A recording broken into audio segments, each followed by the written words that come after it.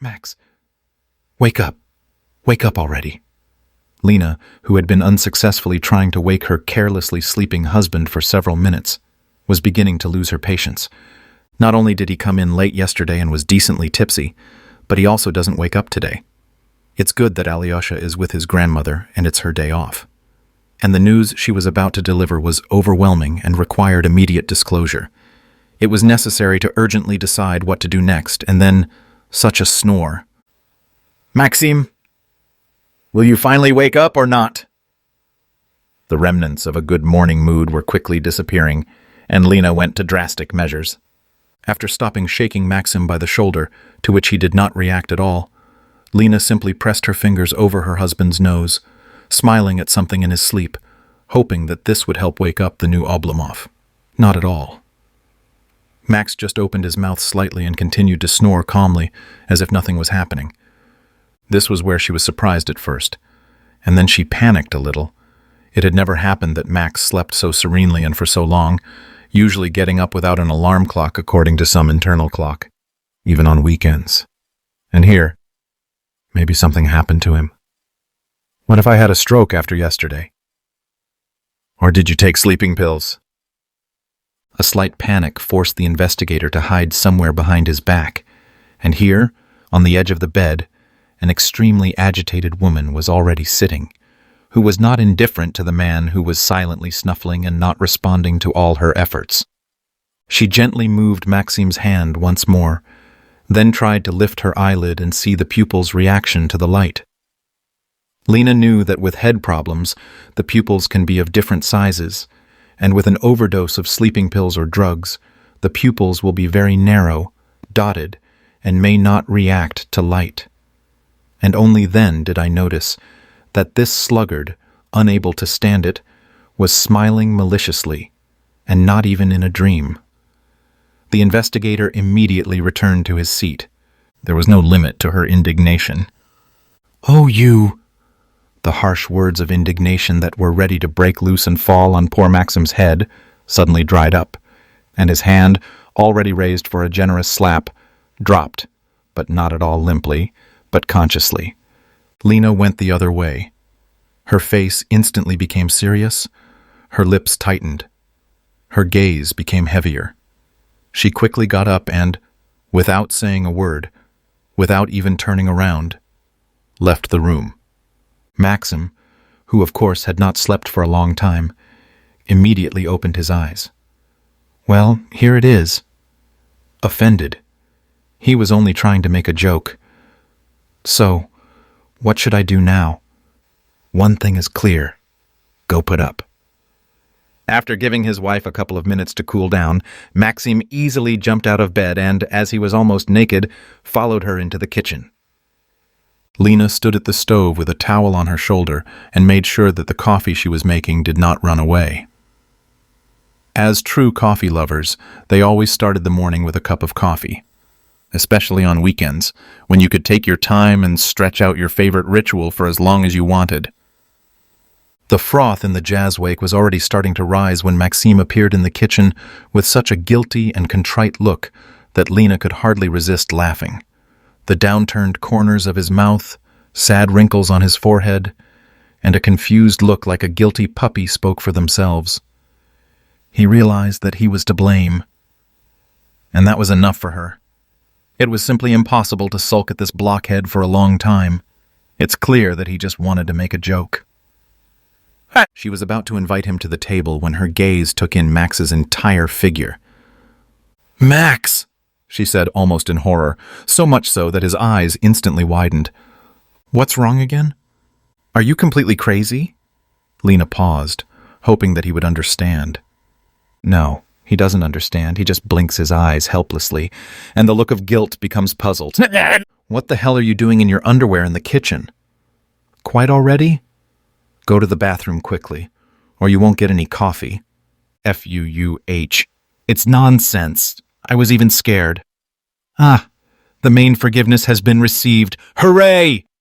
Maxime foolishly saluted, not forgetting to cover his empty head with his left hand, and turned around abruptly, heading off along the indicated route.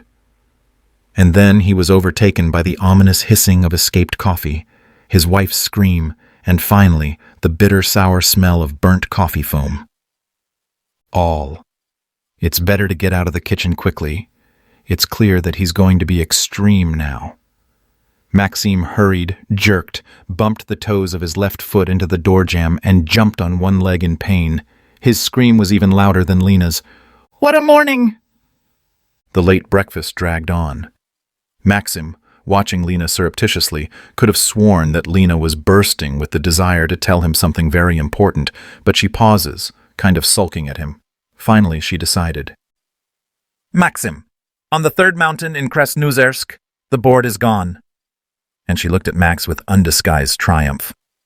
Maxim had lived in the mining region all his life, and he knew perfectly well what board gone was.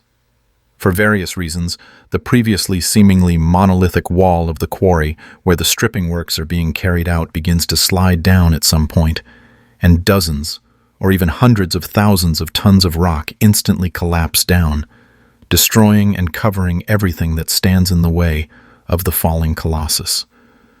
Excavators, bulldozers, and Belaz trucks can work at the bottom of a seemingly safe quarry, which seem like children's toys compared to a falling hulk. And it doesn't matter if there are people below at that moment in the path of the falling rock. Staying alive in this case is almost impossible. The situation, of course, is tragic, and why Lena was almost smiling in connection with the departed board was incomprehensible to Maxime. Is everyone alive? Or... Maxime stared at Lena questioningly, genuinely not understanding the purpose of her statement. Alive? Alive? Elena replied casually. It's different here. And stared at Maxim, waiting for questions. But there were no questions. There was confusion, and Lena continued. Max, it looks like a spaceship has been found there, she said triumphantly, counting on her husband's unbridled interest. But he just sat and looked at her, not knowing how to react to such an unusual, almost fantastic statement. I ran through the Vkontakte news this morning while you were sleeping so soundly. And there it is. She took the phone she had prepared from the windowsill, found the file she needed, and showed Max a small video message. He had to pick up the phone, because the screen of the old Xiaomi was already small, and it was problematic to view the picture from a distance. Someone under the nickname Ivan Medvedev, who posted the video online, seemed to be shooting immediately after the collapse of the side, but from the opposite side of the quarry, so at first the whole image was very small, until this, Ivan thought to enlarge the picture. First, he walked the camera along the top of the side, where it was possible to see a ragged road, a broken ledge, a wide gap in the wall going down. Then the camera abruptly slid down the slope to the bottom of the quarry, where it was barely possible to see the piles of collapsed rock. There were no cars or machinery near this huge pile. Medvedev began to comment on his shooting, and this helped to understand what was happening at the site. Today, August 202, at 7:30, a rock collapse occurred in the third mining section of the Krasnoyarsk section. Fortunately, there were no people in the mine. This is what the site looks like now, immediately after the collapse. The camera traveled along the bottom of the quarry, giving a picture of its scale, then slowly slid up the slope of the sinkhole and stopped somewhere in the middle of the damaged wall, where it was difficult to see an object that was clearly different in color from the surrounding rock. It glittered with some kind of silvery, metallic shade of gray in the rays of the already risen sun, and it was completely incomprehensible. What could immediately shine in the sun, having just emerged from the ground, once hidden at a depth of several tens of meters? Could it be an even chip of metallized rock? But the thing was, this object wasn't even. Even on the small display of the phone, it was possible to make out that it resembled either a giant pipe, or rather, a barrel that risked exposing only one side to the public. Everything else continued to hide in the ground. Ivan continued his comment. And that's what was hidden in the ground of our site. What can we see now, when a part of the rock has collapsed? Here he finally enlarged the image, but it began to have its drawbacks. The image began to shake, and it was difficult to see the details until the cameraman realized to put his hands with the camera on some stationary object. Here it was possible to freeze in surprise.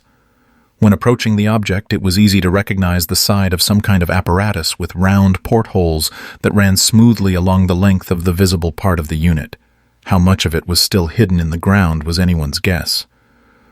Something like a spacecraft, the operator speculated. When did it arrive? How many centuries ago? Judging by the amount of land above it, a long time ago. And why didn't it explode in the atmosphere like the Tunguska meteorite, and didn't even deform upon landing? Why wasn't he crushed by such a mass of earth? It looks like new. It glitters in the sun. The shooting suddenly stopped. What prevented Ivan Medvedev from continuing it was anyone's guess, as the cameraman himself had just been guessing. Maxim was silent for a full minute, then asked, "And what was that?" The question was purely rhetorical, and it was not necessary to answer it at all. Then he looked up at Elena and asked in surprise, "Do you believe in all this?" Lena was taken aback at first. This was not what she had expected from Maxim. Turning on her analytical mind, she thought for a while, assessed what she saw, and Maxim's skeptical attitude towards the video message, and stated, "Me? Yes, I do. I explain why." Like a schoolboy, she began to give arguments in defense of her position. If it was a photograph, I would hardly have believed it either. Photoshop can also do more than that. But there's a shooting here. Moreover, it is never interrupted. You can see that a non-professional is shooting. He would have done it much better, and the image would shake less, and it would be more clearly visible, and so suddenly would not be interrupted. A professional would have shot the finished episode. Maxim shook his finger, as if denying everything he had said. And he, a fan of fakes, just thought that literate people would watch the video and see the obvious fake right away. And here. So guess. Lena was just about to answer when Max brought what seemed to him a damning counter-argument. This Medvedev calls what he saw a spaceship. Where have you seen spaceships with portholes? Even in a movie, even at VDNKH, and even somewhere else. There are no portholes in spaceships. There are such overloads. No glass will hold up. Lena didn't even bother to think. She laughed. Who told you it was glass? Maybe it's some kind of heavy-duty material that we can't even imagine, and this ship is something for an alien pleasure trip, like our planes.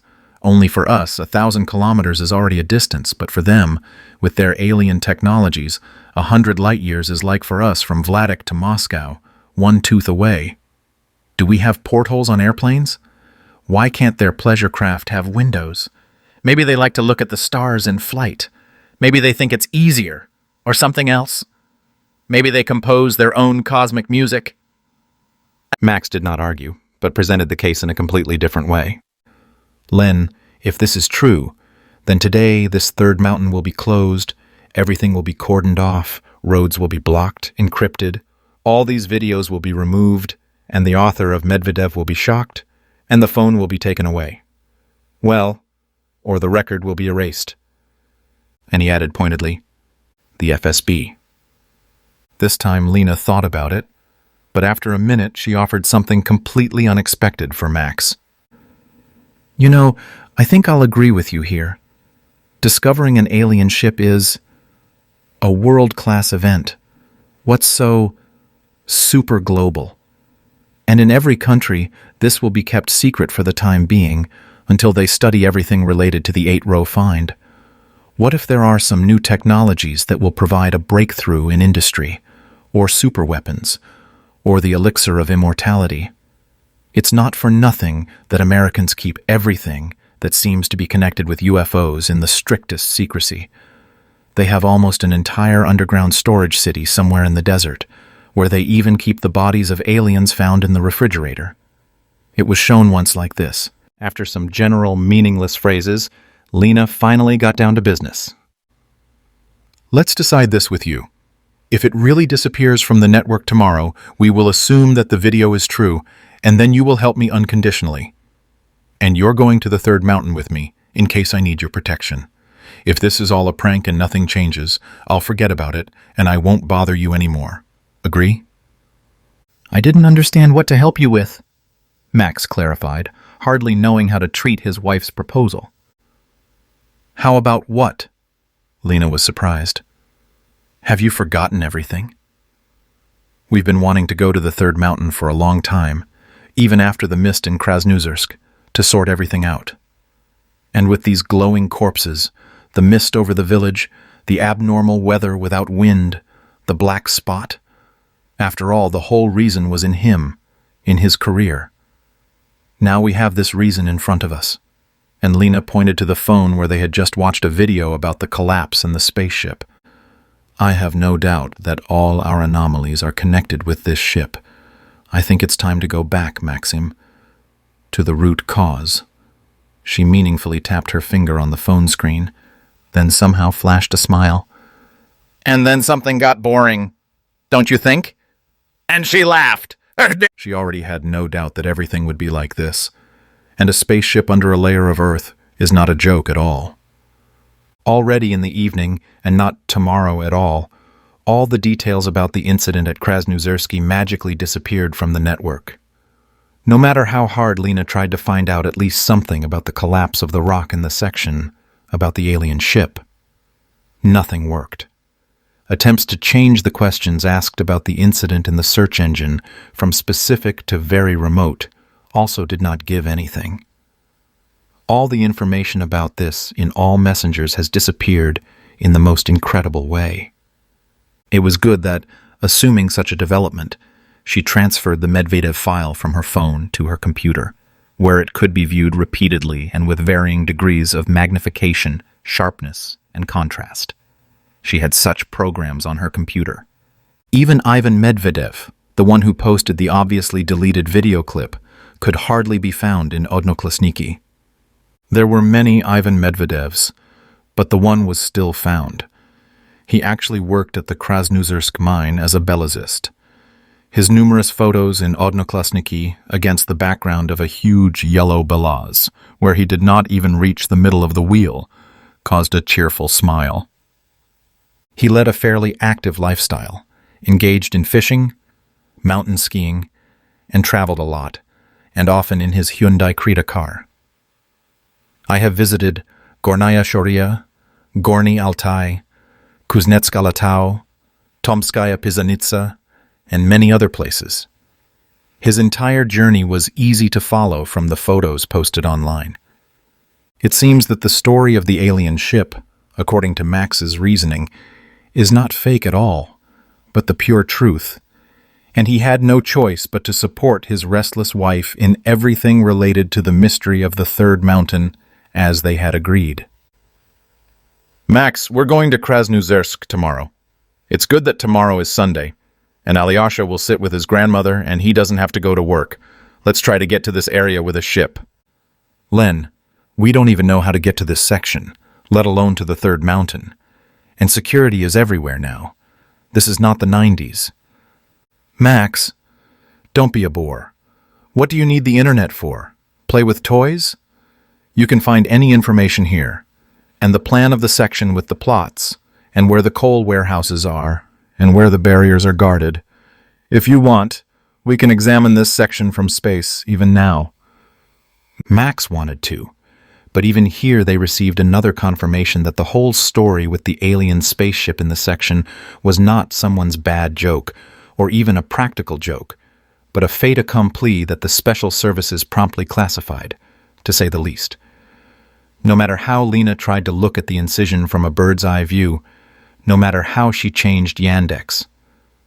Maps are on Google Maps or Bing Maps. Nothing worked. The entire territory of the village and the nearby section were covered with a whitish veil resembling thin clouds, through which it was impossible to see anything. 40 minutes later, Lena, realizing that the FSB was needed here, gave up this unpromising task and simply began to look through information about Krasnozersky on all available sites, which turned out to be unexpectedly numerous. After another couple of hours, she had a rough idea of the structure of the mine, knew its production capacity, the volume of industrial reserves, coal grades, and even recognized the maps and diagrams of power transmission lines, substations, and power plants, not to mention the location of some checkpoints on the territory. The shortest route to the third mountain, and with only one checkpoint, ran along a bypass technological road past a small lake with an unusual name for the reservoir, Omshanik. Lena knew that Omshanik was an insulated room for bees to hibernate, but she couldn't find a connection between bees and the lake. The road to Krasnoyarsk was familiar, but at the entrance there was nothing like what they had seen in winter, when the whole village was covered with a frightening gray, moving veil. The sun was shining, and the village was clearly visible from the Red Army Mountains. Even the bypass road that passed by the farm located in the foothills below was clearly visible. That's where we went. When turning onto the technological road, there was a sign. "Be careful! Belaz are working," so you no longer had to turn your head and admire the surroundings. The wide road, on which 2 Belaz trucks could easily have parted, and a dozen Logans like Max's could have been lined up in a row, looked quite rough. But periodically, there were sections covered with large gravel, which would be more correct to say, cobblestones. Of course, for the huge 150-ton Belaz, these boulders were really nothing more than rubble, but for Max and his tiny car, it was a problem. So I had to drive at a maximum of 3 speeds less than 60. Lena, who bravely and for a long time endured this obstacle race, could not stand it. "Max, are you dragging like a turtle? There are no Belaz in sight. We're going to get there until the evening." Max, without entering into a discussion, added speed, switched to fourth, and the speedometer needle crept to the right. Who knew that just after a sharp turn, there would be another obstacle waiting? A pit that had not yet been filled in and smoothed out by powerful cars, at least with the same cobblestones. Max knew the chauffeur's proverb. More speed means fewer holes, but he still slowed down from surprise. It's good that Logan's crankcase protection is installed right at the factory and you can rely on it. The car hit the bottom of the pit, flew out from the opposite side, and stopped. The impact was so strong that Elena's teeth clicked no worse than a nutcracker's. And he's got some teeth. I didn't bite my tongue well. Maxim tried to say something in his own defense, but Lena stopped him with a raised hand gesture and the words, "Max, not a word. I've got it all figured out. You're driving, I'm in the kitchen." And she laughed. "No, well, great. You still have to look for such a wife. Another one would have done." The ice battle. Soon, a lake surface appeared to the left of the road, surrounded on all sides by tall reeds, reflected in the water along with rare fluffy clouds. A light breeze sometimes wrinkled this amazing, perfectly smooth, transparent bedspread with an unusual pattern, dark at the edges and blue-white in the center. This was, according to the phone navigator, the desired Omshanik. Then the road forked. One, narrower and more evenly spaced, went to the left along the lake to the neighboring village, which was about 10 kilometers away. The other, equally wide, turned to the right and was lost between closely located dumps. Max turned right. Just around the corner, another obstacle was waiting for him, not in the form of a pit, but in the form of a checkpoint with a closed striped barrier. Next to and slightly behind was not a guard in a black uniform with the yellow letters "Security" on the back, which everyone was used to, but a real soldier in ripstop camouflage, in a bulletproof vest and with a machine gun on his chest. He wore a hemispherical helmet on his head, like a special forces soldier, though without glasses, and there was no usual black mask on the soldier's face. But it was possible to see a black headset near the lips, which the soldier did not pay attention to at all, as if it were a completely ordinary and familiar thing. He was closely watching the approaching car, but had not yet taken any threatening actions. Max involuntarily began to slow down, intending to stop, but Elena reacted very emotionally. "Max, don't be stupid. drive up to the barrier calmly. I'm supposed to be at work." And taking out her ID card with the inscription, "Prosecutor's Office of the Russian Federation," from her purse, she continued, "Here's another proof for you. Have you ever seen soldiers with machine guns guarding a mine, an ordinary coal pit?" And without waiting for an answer, she added with disappointment in her voice, "That's it." The changes that happened to Lena in just a second were amazing. 1 minute there was a young, laughing girl in the car who was going to drive only in the kitchen, and now Max is sitting in front of a strong-willed, independent woman who is not afraid of obstacles and is able to make decisions. Her face changed subtly. The mischievous sparkle in his eyes faded, replaced by an attentive, reasonable look. The eyebrows shifted and 2 vertical creases appeared between them above the bridge of the nose, which gave the face a stern but not at all frowning look. The corners of her mouth dropped slightly, and her chin rose synchronously, which spoke of the confidence and determination of the hostess of the face. "Max, turn off the engine, but don't get out of the car. Open the window, you will listen to our conversation. No matter what happens, don't interfere in anything." Elena began handing out tasks. "Even if they take me somewhere. Although, I don't think it will come to that." Max tried to object, which was easy to read in both gestures and facial expressions, but Lena stopped him. "We agreed. You drive in a car or in your morgue?" She tried to joke. "But this is my job, Max." "Yeah, did you give me a lot to steer in the morgue when you stuck your hands in the glowing smoke? I told you." Maxime nevertheless inserted his word into the monologue of the investigator of the prosecutor's office. But that was all, as the car pulled up to the closed barrier. Lena calmly got out of the car and went to the guard with a machine gun, greeted, introduced herself, showed her ID. The soldier briefly returned the greeting, carefully examined the ID, and there was no doubt that he had memorized everything that was written there, although Lena held it open for only a few seconds. "What did you want, comrade lawyer of the first class?" the fighter finally asked. "I need to talk to your boss." "Invite him here, please. As far as I understand, you won't let me through the barrier?" "You understand correctly," the man replied calmly, not at all offended, after which he said a few words into the headset. "Fifth to first. We have guests." He listened attentively to the answer, which neither Max nor Lena heard, and just as calmly said, "Wait." A minute later, 2 people got out of the trailer, located a little further from the barrier, where the guards were obviously resting, and now a shift of soldiers was stationed. One of the same soldiers with a machine gun remained next to the trailer. The other, it seems, an officer who was in the same camouflage, but without a bulletproof vest and helmet, but with a headset behind his ear, went to Elena, who was waiting for him. Moreover, he came up so interestingly that both the car and Lena were at different ends of the barrier, and both soldiers saw them at the same time, as Max realized, so as not to block each other's firing sector. What can I say? Professionals. Lena also introduced herself, showed the officer her ID. He looked at it no less carefully than his subordinate a minute ago, and for some reason read her last name, first name, and patronymic out loud. But then, the words of the speakers could hardly be made out, due to the fact that they had moved to the other side of the barrier. But Max still caught something. And this was something that was not in favor of his wife.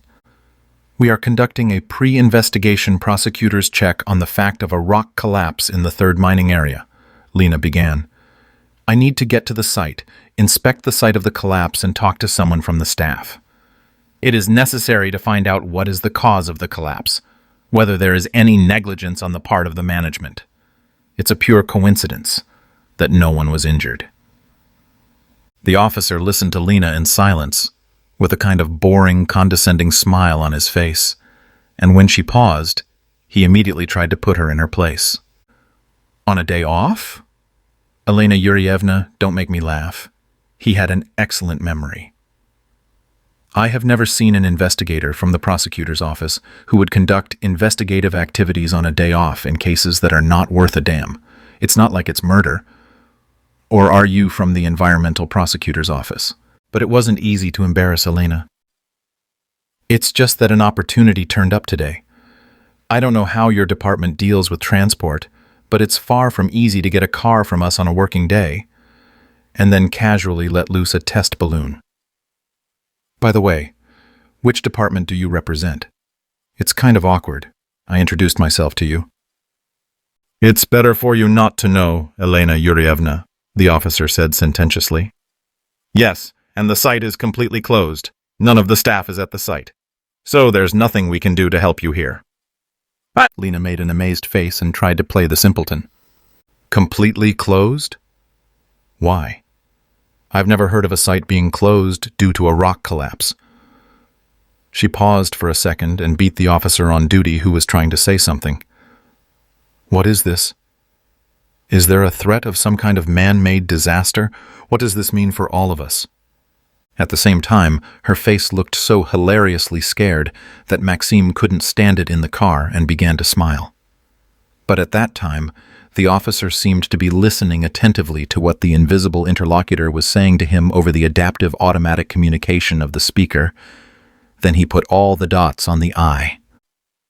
You, personally, Elena Yurievna, are in no danger of this except for an internal audit, if you do not give up your claims and insist on visiting the site.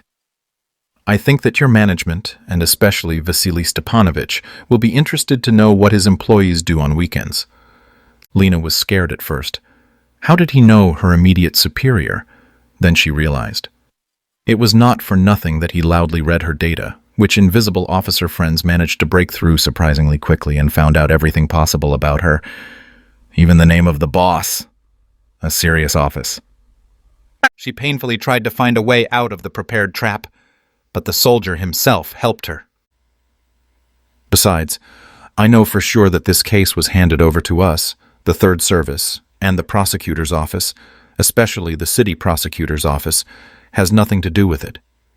Here, without noticing it, he made a mistake, substituted himself, naming his department, but Maxime did not know what kind of service it was. Lena seemed to be pushed by something to find a decent way out of the situation. I'm sorry, I didn't realize that such forces were involved here. To which the officer, realizing that he had let it slip, pursed his lips and fell silent. With your permission, I will now call my management. I will clarify the disposition.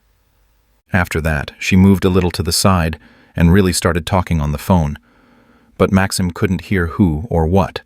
The officer was also waiting patiently on the sidelines. A minute later, Lena returned to the barrier. I apologize to you. Vasily Stepanovich, our prosecutor, confirmed everything. This case is really not our level, and it was seized from us. I just wasn't informed due to the weekend. We didn't have time. No one expected that I would actually go here on my day off on business. You're right about that. She looked at the operative with a kind of guilty sadness. I'm sorry to bother you again. And on the way to the car, she smiled charmingly. Have a nice day on duty. Maxim was going to go straight to the fork at Omshanik, preferring to first get to the neighboring village, from where there was quite decent asphalt right to the third micro-district where they lived. You won't have to trudge along this ill-fated Belazovskaya road, which resembles a tank testing ground, and you won't have to wander through the city with its traffic jams. But Lena thought quite differently. Max, we're going to Krasnoyarsk, she said peremptorily, as if the matter had been resolved a long time ago. Why? Maxim asked in surprise, nevertheless, turning left. Everything seems clear, he paused. Except for one thing. What is the Third Service, Len? I haven't seen it anywhere. In what order do you need to answer? His wife asked with some malice. What do you mean, which one? Max did not understand again. Well, first of all, why are we going to Krasnoyarsk, or what is the Third Service? Maxim laughed. First about the Third Service. Lena was silent for a while, as if gathering all the information she had. The Third Service is the NTS, the Scientific and Technical Service of the FSB. More simply, it's an information technology research center, maybe even an institute. In short, they deal with special communications, special equipment, new types of weapons, information protection, and everything like that. It's all science. That's what I know. If they're already here, it means they definitely want to get to the ship and see what they can get off it.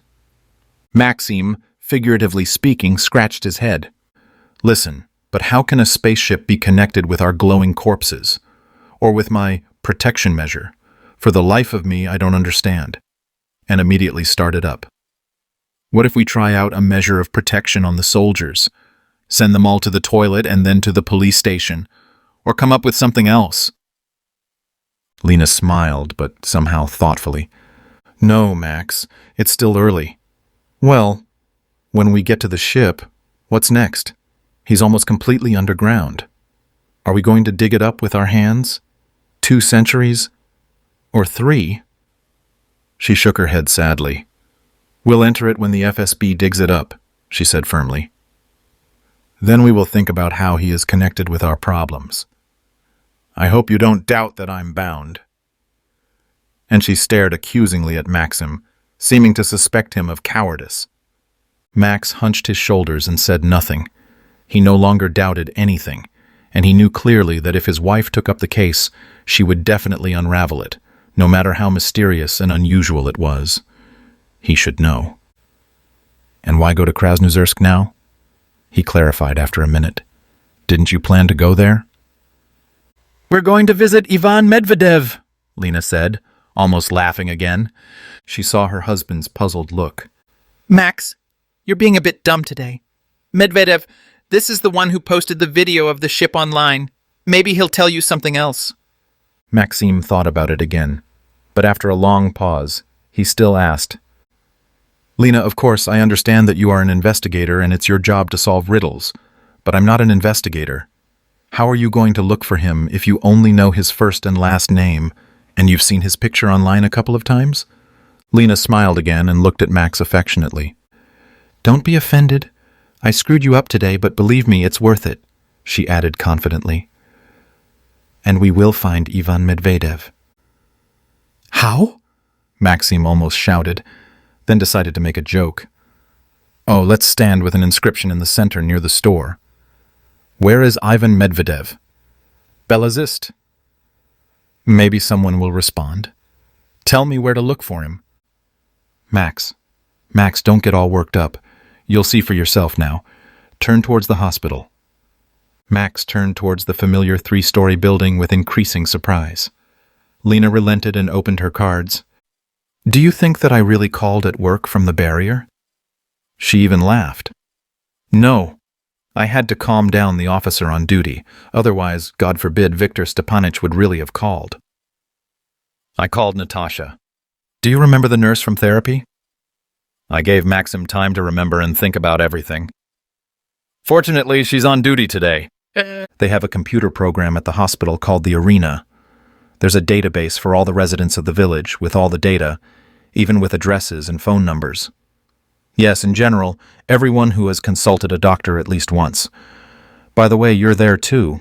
You applied in the winter, so I saw when your data was entered there. Maxim just shrugged his shoulders. Well, wow! How simple it turns out to be. Not really. Do you know how many Ivanov Medvedevs there may be here? It's a common surname. Let's see, Lena said vaguely.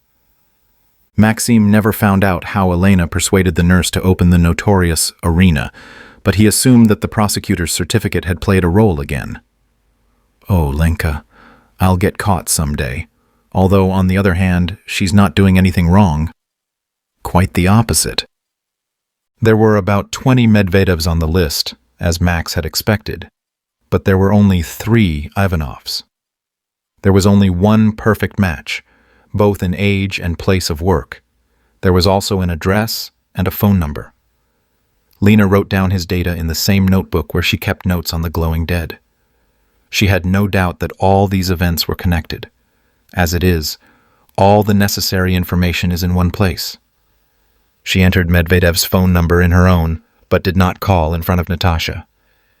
They didn't pick up the phone for a long time, and when Lena was already desperate, which was easy to read on her face.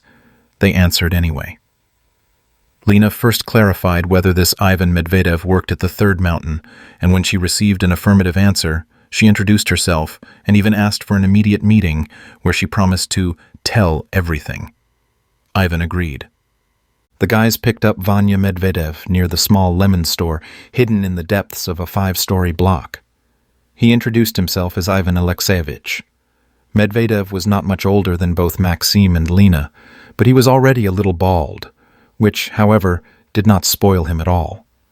Smart, gray eyes, a pleasant voice, and the very modest manner of communication immediately aroused sympathy. On Ivan's advice, the company stopped near the Miners' Park, almost in the very center of the village, and settled on one of the benches. Despite the warm summer Sunday afternoon, the fountain quietly rustling with low jets, violets, primroses, and begonias carefully selected in flower beds, pleasing the eyes with their colorful colors, there were few people in the park. There are several school children riding bicycles and electric scooters, and a couple of toddlers, supervised by their mothers, rolling down a plastic slide with cheerful cries in a cozy children's corner on the outskirts of the park. The conversation was difficult at first. "Ivan Alexeyevich, are you probably surprised by our unexpected visit?" Lena began cautiously. The fact is that for more than 6 months we have been investigating a case related to the third mining, where you work. She did not specify who we were. Let her think for now that the prosecutor's office. To be honest, the matter has reached a dead end, but now I hope with your help it will get off the ground. Ivan stared blankly at Lena. "How can I help?" There was genuine incomprehension in the voice. "You posted a video clip online where you filmed a spaceship found on your site after the collapse of the side." Lena did not have time to finish, as Ivan rather abruptly interrupted her, which did not fit in with his calm communication until the last moment. "I didn't post anything." But it was not so easy to discourage the investigator of the prosecutor's office.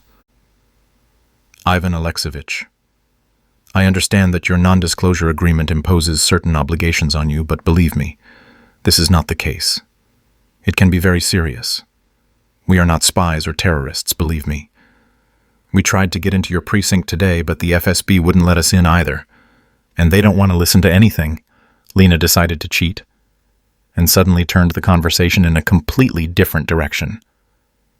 "Did they even give you your phone back?" Ivan answered automatically. "They returned it." He jerked, realizing that he had betrayed himself, then waved his hand in resignation. "Ask away." "Let me tell you everything from the beginning, so that you can at least imagine what it might be about, and then we'll decide together what to do." She waited for a silent nod and continued. Do you remember how smog was in your village for a couple of months in winter? And there hasn't been any wind or snow in the last 2 months? Ivan nodded his head, although he had no idea what would be discussed next. And at the same time, the death rate in the village increased?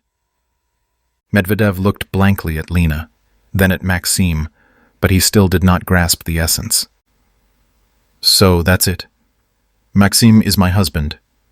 She nodded her head in the direction of Max, who was silent and not yet joining in the conversation. "A pathologist. He conducts autopsies on the dead, including those from your village. When the flow of patients in the village increased during this haze, and even because of the COVID epidemic, he noticed one oddity." She smiled slyly. "From which he almost died." Maxim wanted to say something protesting, but then decided to keep quiet. A little humor against the background of all this horror story that Elena was going to tell wouldn't hurt. "Some of the dead, who had to be opened in the evenings because of the influx, and it gets dark early in winter, began to glow in the dark." She hesitated, looking for a more accurate comparison. "Or rather, they didn't glow, but rather they poured out light, clouds of smoke and real fireworks, only silent." Even Medvedev's eyes began to grow in size, and he looked stupefied and stupid. Then he began to smile understandingly, though not laughing yet. Lena noticed a change in Ivan's mood. Ivan Alexeyevich, this is not all. Please listen to the end. Otherwise, you'll say now that we're peekaboo, and you'll leave. We would not like that. Ivan stopped smiling and tried to concentrate. Although it's not surprising to be surprised by your distrust. Only this sight was seen by several people, including me. Moreover, Maxim and I were even exposed to this light and smoke. Yes, they deliberately put their hands in the stream. Well, that's how we are. Experimentalists. Her voice had changed a little, and there was a slight sadness in it. Then she continued. Not all the dead shone. We began to analyze, compare, tried to find a system, and found it. Only the dead from Krasnoyarsk shone. Moreover, they were only men. She paused, looked carefully at Ivan. And only those who worked at the third mining. Even those who used to work are now retired. That's where Medvedev fell into prostration. He stared blankly at Lena, as if trying to see something unusual in her, but couldn't. It didn't go unnoticed. Lena spoke again after a short pause. Soon we noticed that we had new, unusual abilities. For example, I can cause people some health disorders. Headaches, nausea, and vomiting if I try. Well, and the like. Do you want to check to make sure that all this is not a prank? She looked at Max carefully. He got it right. Ivan first furrowed his eyebrows. Then a pained grimace appeared on his face. Then he even stretched his palms to his temples. And then he gasped with relief, exhaled, and looked at Lena in amazement. I believe you, he whispered faintly. Then suddenly something seemed to break in him. He seemed to shrink in size, bent forward, rested his elbows on his knees, and folded his hands. His face went from surprised and amazed to confused and sad, on which deep wrinkles from nose to chin were clearly visible. He seemed to have aged and barely managed to get out of himself. Tell me, can't you, on the contrary, treat people? Lena realized that Ivan had something serious, maybe even tragic, and he had exhausted all the methods available to him in the fight against it. Is something wrong with you? What is it? She asked cautiously. Ivan, reluctantly, then more and more openly told, My wife is sick. Brain tumor. No, she was operated on thanks to the doctors, but he just can't walk.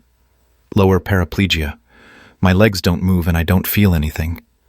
We have already been everywhere, but they say there are no prospects for recovery. And we have 2 children, a boy and a girl. They're already big, but still, it's a pity. We really don't despair. We go everywhere together. We just returned from Gorny Altai. He frowned even more, maybe even from telling his secret to strangers. It pressed him down seriously. Lena quietly put her hand on Ivan's arm. Ivan Alexeyevich, she paused. We don't know how to treat people. Bye. But everything suggests that all the mysteries, both with the dead and what is happening to us, are clearly connected with your third mountain, or rather, with the ship that has now been discovered there. That's where everything can be. Maybe they can help your trouble there too. We just need to get there. Ivan pulled himself together. Lena had unwittingly given him a tiny thread of hope. If domestic medicine is powerless, this does not mean that alien technologies cannot work miracles. How many times had he read in fantasy novels that nothing was impossible for alien medicine? Well, isn't it fantastic here? Isn't this an alien ship? What should I do? Having gathered himself, he declared. Tell me, Ivan Alexeyevich, is there any other way to get to your site, bypassing the checkpoint? Yes, and so that the soldiers wouldn't see, Lena became an investigator again and tried to find a solution to the task she had set herself 6 months ago. Ivan thought for no more than a minute, smiled condescendingly, and replied in a kind of dashing, hussar like manner.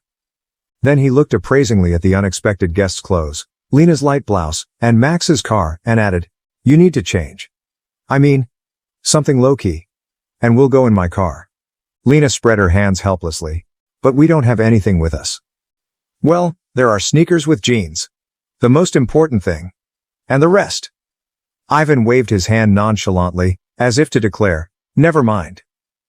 Medvedev asked to stop by home to warn his wife about his departure. The hour and a half he had planned for a conversation with unknown guests had already expired, and his wife was waiting for him.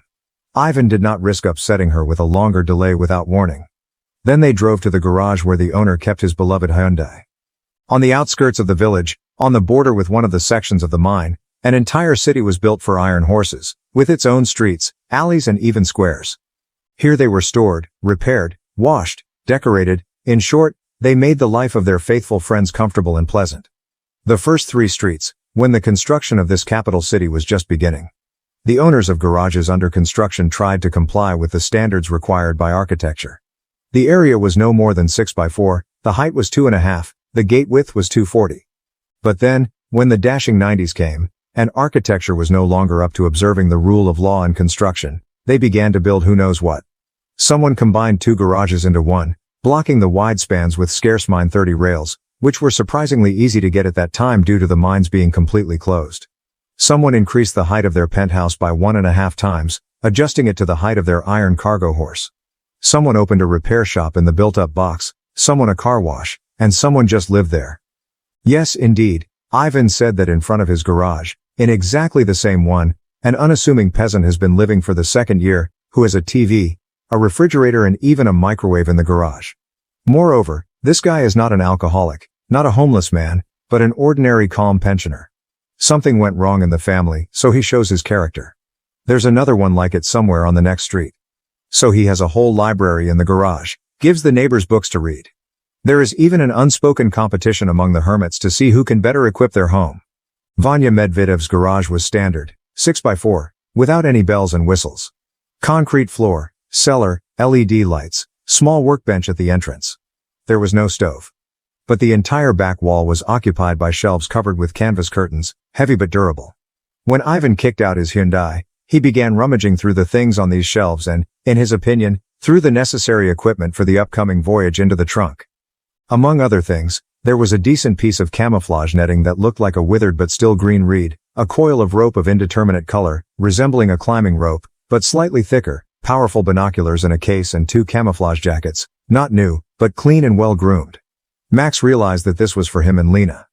Weaving between small birch groves along field roads, and sometimes ignoring them, the newly minted scouts gradually approached the dump visible in the distance. Ivan drove the car quite confidently, but for Lena and Maxim, the road was from the category of the devil will break your leg. It was difficult to say how they rode. Sometimes it seemed that they had already passed through these places. Here is a completely typical spoon. It was passed 5 minutes ago, but the birches tilted in the same way as those that were passed 3 minutes ago. It's very similar. After half an hour of wandering through fields and woods, they suddenly found themselves at the very wall of the dump, which soared almost vertically up to 30 meters. This dump has not been used for a long time. Its outer side is overgrown with sea buckthorn bushes, young birches and individual tufts of coarse grass, alternating with stone bald spots. Not reclamation, but something like nature itself has done its best. Vanya drove the car under the spreading birch trees that grew next to the dump. Holding out the jackets, which, as Maxime had assumed, were intended specifically for them, he stated, "You'll stay here for now, and I'll climb up, figure out what and how. If everything is in order, no one will be there. I'll give you a sign, then get up." What is this place? How far is it from here to the 3rd? He seemed to have completely lost his bearings due to the long, winding road. Ivan answered without hesitation, "Not really. This is the reverse side of the site. No stripping work has been carried out here for several years. You'll be able to see everything through binoculars. And the ship itself, too." He paused and decided to entertain the guys a little. "In the 2000th we worked here and along this wall." Ivan nodded at the dump. "We lowered diesel fuel drained in cans on ropes, traded." He smiled at his memories, rocking in his hand the very rope that he took in the garage. It was a difficult time. The balance, damn it, instead of a salary. And many children study for a fee, loans. And how can you live without money? He began to speak with resentment. So we hunted until the new director of the incision figured out everything and slammed it. Someone was even kicked out. It's a good thing that the case wasn't referred to the police. And then everything gradually got better. Vanya smiled again and, taking binoculars, a camouflage net and a rope, which he threw into a small backpack without looking, headed for the natural climbing wall. Half an hour later, the whole company was lying on the edge of the dump among low bushes covered with a net, and they took turns examining the wall of the site with the gleaming side of the alien ship through binoculars. Now the brilliance seemed brighter than in the video posted online, perhaps because of the sunlight flooding the entire basin from the sun directly overhead. Climbing a steep obstacle was quite easy for Max and Lena, which cannot be said about the pioneer Ivan. Loaded with equipment, he climbed up with difficulty, looked around and dropped a rope proven in criminal exploits. With her help, pushing and pulling themselves up, they, having no climbing experience, climbed twice as fast as Vanya, after which he pulled up a rescue rope tied to a tree trunk and, without untying it, threw it there in case of emergency evacuation. His head was working. Everything was clearly visible through the binoculars. It was possible to see the ship itself with a clear line of portholes, and the edge of the collapsed dump, in the depths of which several collapsible frame military tents were already located.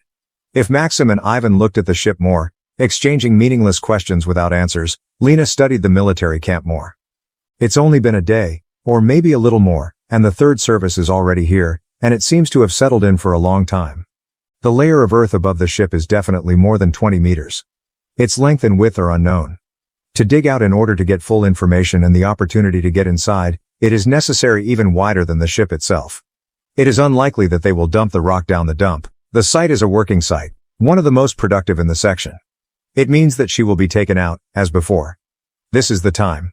And will they entrust it to the workers from the mine? Unlikely. Then all this nonsense about creating secrecy is completely useless, even if you take 3 non-disclosure agreements.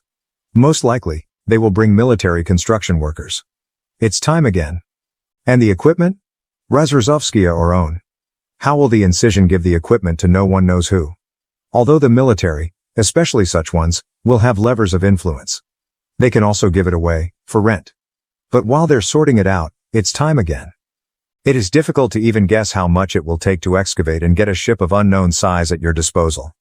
Lena quickly turned it all over in her head, but something still confused her. Perhaps a small number of guards. It was just a checkpoint, which the observers could not see from the bushes, but here at the edge of the side above the ship, she saw another post in the form of a mobile patrol of 2 soldiers circling the territory far from the edge of the dump with the ship's side protruding outward.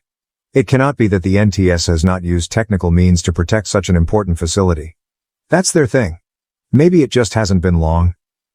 Lena had no time to come to such conclusions, as she realized that she was deeply mistaken, and that they were lying here and looking directly at the protected object, just a matter of chance and incredible luck. At first, a quadcopter appeared in a small spot from behind one of the tents, and only a little later the guys heard the noise of a flying drone, sharp, itchy, reminiscent of the noise of a giant bumblebee prowling through the flowers. The soldiers of the guard froze in place and simultaneously looked up. Having soared 20 meters, the drone flew along the perimeter of the site and soon had to be right above the waiting alien hunters in ambush. Lena instantly forgot her own performance in the park, when she allegedly caused Ivan a headache. Mac. As if fearing that she would be heard, she whispered quickly, listing requests completely incomprehensible to Ivan. Protection measure. Try to reach the operator, distract him, let him run into the bushes. Or something else. Maybe he'll see us. She finished with some panic in her voice. Ivan, who did not understand even half of her speech and completely ignored the discrepancy, calmly explained. Don't worry, it's unlikely that he meant the cameraman, will be able to see us under the grid. And the car is hidden under the birches. The rope doesn't catch the eye either. And it is unlikely that he will consciously look for something outside the perimeter.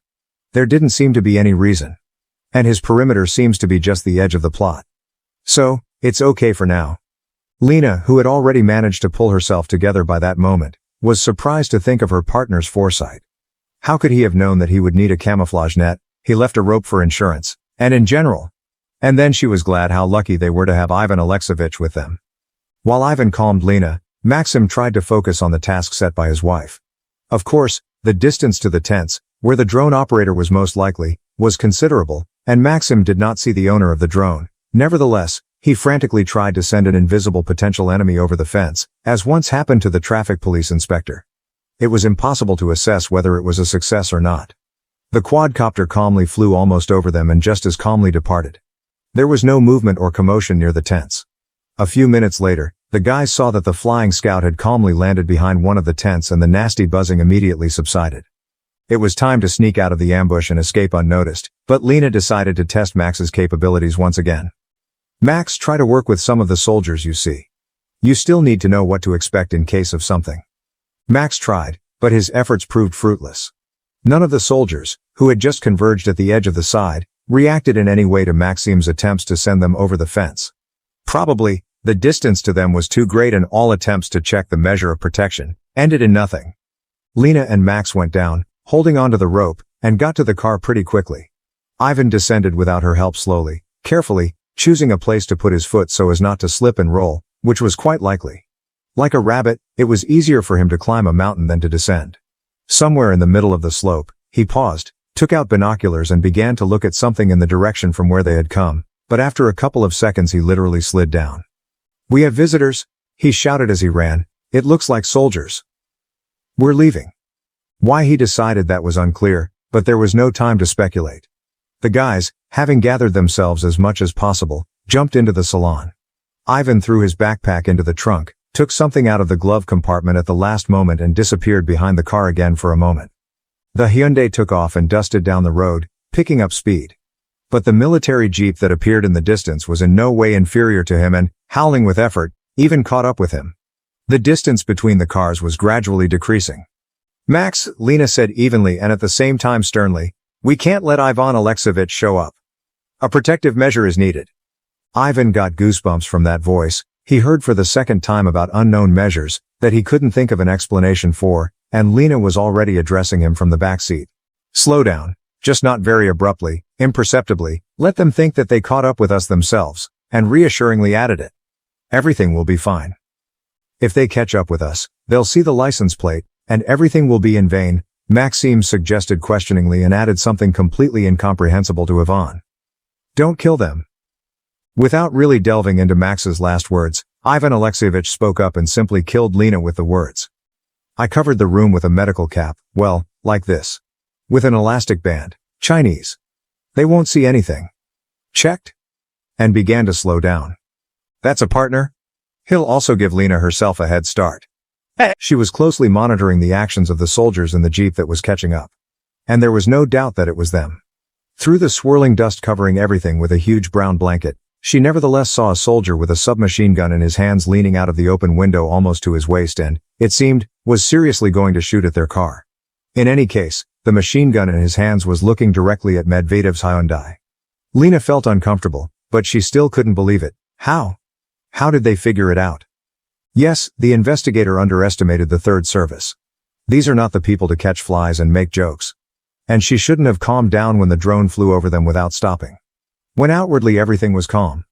The sly ones. What if we had stayed on the mountain for another 5 minutes? They would have landed right in the clutches of the FSB.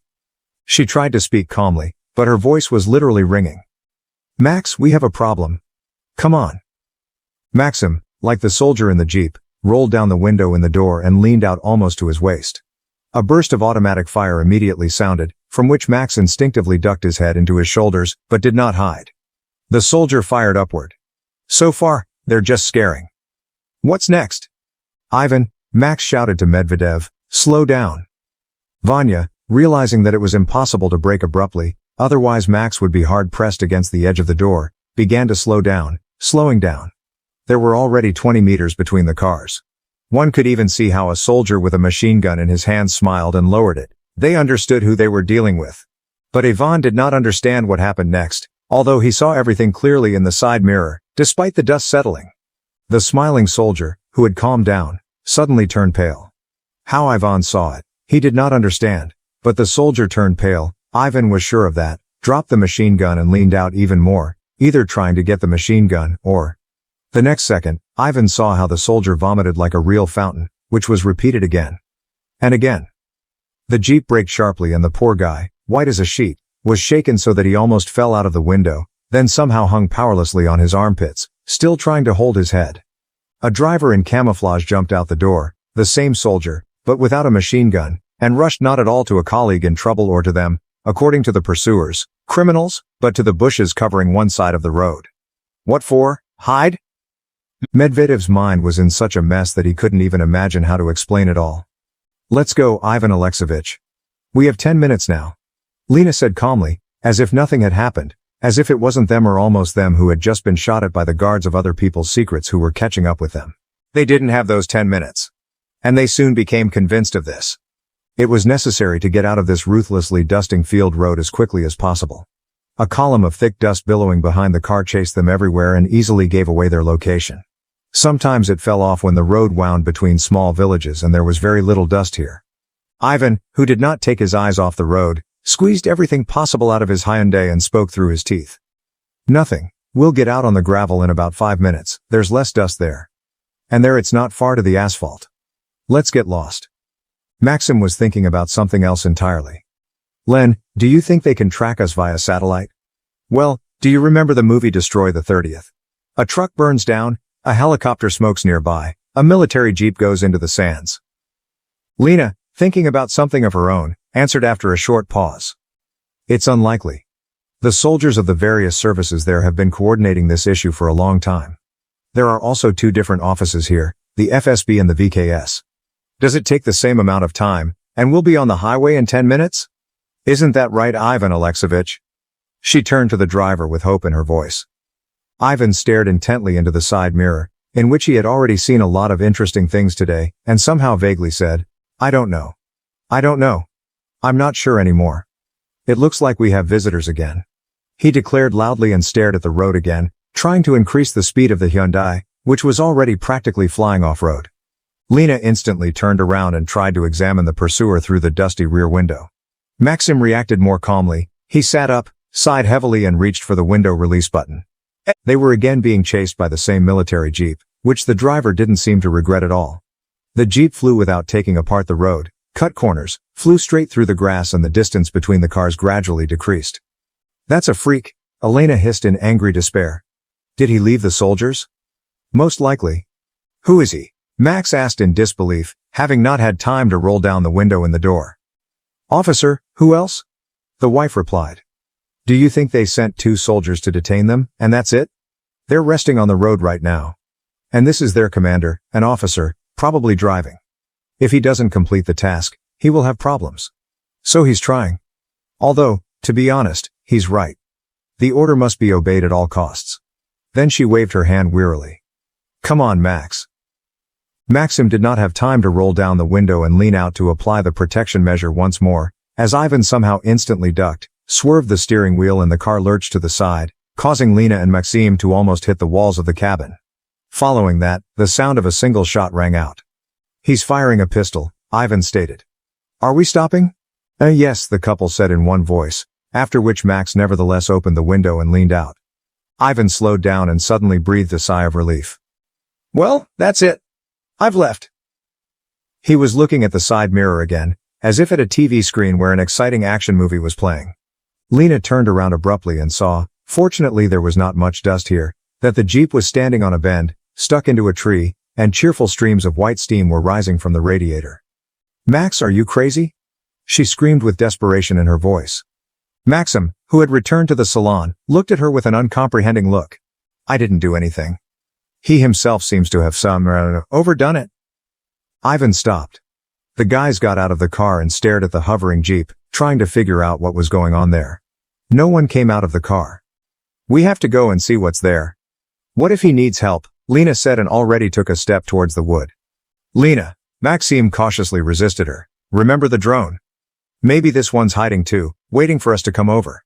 And he's got a gun, for a minute. I might not make it. Lena was really late, but only for a minute. No, Max, we have to go. Otherwise, everything will be wrong. Ivan helped her. He looked into the pocket of his door and came back with a taser in his hand, which he handed to Elena. And then he seemed to be commanding. We go in from 3 sides. You, he looked at Lena, are in the back. Maxim is on the passenger side, and I am on his side. If he's really up to something, he won't track all 3 of them at once. He'll point a gun at me first, or he'll want to do something else. Maxim will try to stop him, and you, Lena, he continued to address her as you. If everything goes wrong, try to immobilize him with a taser, preferably in the neck. He looked at everyone, as if looking for support. Let's go. The jeep, which could now be seen in all its glory, was definitely not Russian, since neither Ivan, who considered himself an expert on cars, nor Maxim and Lena, had ever seen anything like it before. They approached him carefully, trying as quickly as possible to see what was happening in the cabin, which was hindered by the floating radiator. Lena and Ivan walked in a wide arc from the side of the grove, hiding behind the trees. Maxim was worse off. He was moving from the side of the field, and nothing was covering him. But he was the first to see that the driver of the Jeep was sitting with his head buried in the steering wheel, and was not making any attempts to get out of the wrecked car. Involuntarily, based on his inherent medical instincts, Maxim jerked towards the SUV, trying to help the victim, but was immediately stopped by Ivan. He abruptly raised his hand, attracting attention, and when he made sure that Max was looking at him, he shook his head negatively. The doctor sitting deep inside Maxim resigned himself, realizing that this was still the right decision. When everyone took their starting points, Ivan reached for the door handle, but Lena intervened. In the same way, she attracted attention with a wave of her hand, shook her head negatively and, hiding her hand in the sleeve of her camouflage, pretended to open the door with her sleeve, without touching the handle with her fingers. Ivan did just that. A man in camouflage's hand slipped limply from his knee, which was buried in the steering wheel, releasing the pistol, which fell to his feet on the mat next to a small pool of blood. The man behind the wheel went a little limp, but remained seated. He didn't show any attempts to get up, much less aggression. Whether there should be airbags in a military jeep, and if so, why they didn't work, was anyone's guess. Lena, already wearing thin rubber gloves of a poisonous blue color, silently shoved the stun gun at Ivan, who was no longer needed, and easily pushed it aside, indicating with her whole appearance that her work would continue. Neither Ivan Diorayan nor Maxim saw where she kept the gloves and when she managed to pull them on. The first thing the revived investigator did was raise the pistol with his bent finger, grabbing the bracket, and carefully stretching his hand behind the victim's back, lowered him behind the back of the passenger seat. Only then did Lena lift the officer's head, and leaning him back, laid him on the back of the seat. The man was alive. Despite the fact that his eyes were closed and he did not react to the movement in any way, his chest rose and fell in time with his breathing. The victim's skin color did not turn blue, it was corporeal, only a little pale. There was a wide, 4 centimeters wide, half forehead wound with uneven edges, the result of a meeting between the head and the dashboard. The bleeding had almost stopped, with only isolated red drops rolling down onto his face, flooding his closed right eye and descending down his cheek to his chin, and even lower, dripping onto his camouflage. There was no need for silence anymore. "I'm going to get a first aid kit." Ivan made a move towards his car, which Lena reacted sharply negatively to. "No, there shouldn't be anything of ours here. No fingerprints, no fat, let alone bandages from our first aid kit. Let's take a look here." The first aid kit was found in the trunk, and a minute later Lena, not allowing Max to see the injured man, even though he was a doctor, but without gloves, carefully holding her head, tightly bandaged her bruised forehead. Then, with a piece of torn bandage, she wiped the blood from her face. That's where the victim seems to have regained consciousness. He unsuccessfully tried to open his eyes, then moved, wanted to take a deep breath but also unsuccessfully. It hurt him, and he gasped as he exhaled and stopped all movement, only croaking, "Thank you." The rescuers surrounding him, who had not expected such a quick awakening, shuddered. And then we experienced another shock. A hoarse voice suddenly rang out from an unnoticed radio in the passenger seat. "Seventh, answer the first, what do you have?" "Seventh." Lena reacted instantly. She shoved the grabbed walkie-talkie under Ivan's nose. "Say, first, we have an accident, come." And pressed the communication button. Ivan turned out to be a great guy. He reacted almost instantly, repeated everything word for word, and even added so much anguish of a seriously injured person to the words that Lena, smiling, gave a thumbs up. It was impossible to recognize a human being by that pained voice. After making sure that the officer at the wheel would wait for his colleagues without serious fear for his life, the guys, trying to dust as little as possible, quickly got out of this combat zone. I didn't want to appear in such a dusty car in the village. This was obvious and could cause unhealthy interest and relevant questions from the neighbors in the garage. "And what fields were you driving through on such a wonderful Sunday afternoon, Ivan Alexeyevich, and not weekly?" Therefore, Vanya, returning home, jumped into a small enclosed pond located to the side, which became it looks like a huge public car wash. The numerous footprints on the gentle slope leading directly to the shore suggested just that, but thank God there were no cars in sight. Before parting, when the battle-tested Hyundai took a place in the garage instead of Logan, Lena, a little worried, asked Ivan a question, the answer to which could change a lot. She liked Medvedev very much, especially for his foresight and thoughtfulness of actions, combined with the ability to instantly make decisions on sudden changes in already unusual situations. It seemed that he had gone through some kind of combat school, maybe even served in hotspots. She really didn't want to lose such an ally. But she couldn't involve, in general, an outsider, a family man without his consent in matters that would end in unknown consequences. She had no right. Today, she and Max asked Ivan to just show them a detour to the police station, and this trip ended with shooting, which frankly, she herself did not expect. Ivan Alexeyevich, you helped us a lot today, and if it hadn't been for your help, we don't know how it would have ended. Thank you, she began from afar. Ivan was silent, did not even make protesting gestures with his hands, as usually happens with such statements. They say that you are nothing. He pulled things out of the trunk and put them on the shelves at the back of the garage. Lena was silent for a while and decided to continue. But for us? She looked attentively at Max, who was nonchalantly looking at the garage. Everything is just beginning. We have seen that the ship is not a myth or a hoax. It really exists and holds a lot of secrets that we definitely need to solve. After all, for some reason this happened to us. So someone needs it. She added a phrase from Mayakovsky's poem to the spot. Of course, as we've seen, the ship is well guarded, keeping secrets from others, but we'll get there anyway. She said matter-of-factly. I'm sure. It will be much easier to do this with your help, but I can't even invite you to join us. You have a family, children, and a wife who is ill, and you saw for yourself how it can end today. However, all I would ask is that you let us know when the ship is excavated. Then we'll do it ourselves. Anyway, something will be noticeable. There will be conversations, rumors, unusual traffic movements. Maybe something will be exported. Of course, you don't need to climb the dump again. Security will be increased by an order of magnitude there now. We need to know the timing at least approximately, so as not to be late. Can you help us? Just with that? Lena paused. Take your time with the answer. Think about it, Ivan Alexeyevich. Ivan continued to go about his business, and it was hard to tell from his appearance whether he was thinking about anything Lena had said or ignoring her maxims. Having finished putting things neatly on the shelves, the garage owner turned to his partners with a serious, even stern face, and it became clear that he was ready to talk now. I'll help you, Elena Yurievna. He looked directly at her. Not even, to you, but to us. I'm not an adventurer, and having fun with shooting is not my type at all. I got a lot of that in the Second Chechen War. Lena mentally applauded herself. She thought that Ivan had served in hotspots somewhere.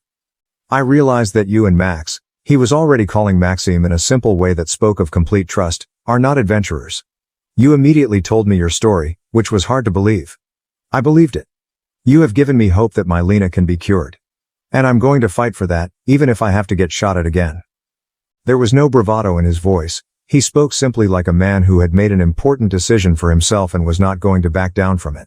Max, who was standing silently in the doorway, turned away, looked outside and sniffed. However, he did not wipe his eyes. Elena was used to answering the phone, even if the caller wasn't listed in her contacts. The profession was obligatory. Even now, when she saw an unfamiliar number on the phone's display, she automatically swiped her finger across the screen. The voice sounded familiar, and a second later she realized it was Vanya Medvedev calling. My heart began to beat both joyfully and anxiously. What would he say? Elena Yurievna, good afternoon. This is Medvedev. Lena lost her head and answered quite unexpectedly, even for herself. Vanya, hello. Then I realized. I'm sorry. I am very glad to hear from you. Is there something new? Elena Yurievna. I'm at the autopsy. As if he hadn't noticed this treatment, he happily announced. Lena was silent, not understanding what it meant. At the autopsy. Ivan seemed to have guessed her predicament. I work there. I breed a breed. All of us, the machinists, bulldozers and belazists from the site, were kind of mobilized. On subscription. In general, we work as usual, but we bring the breed from there. He gave her a couple of seconds to comprehend the stunning news. We work around the clock. Our equipment, but if there is any damage, they fix everything immediately. I think at this rate we will reach the goal in 2 weeks. Lena was silent for a moment, then she started talking into the phone, as if she were talking to herself.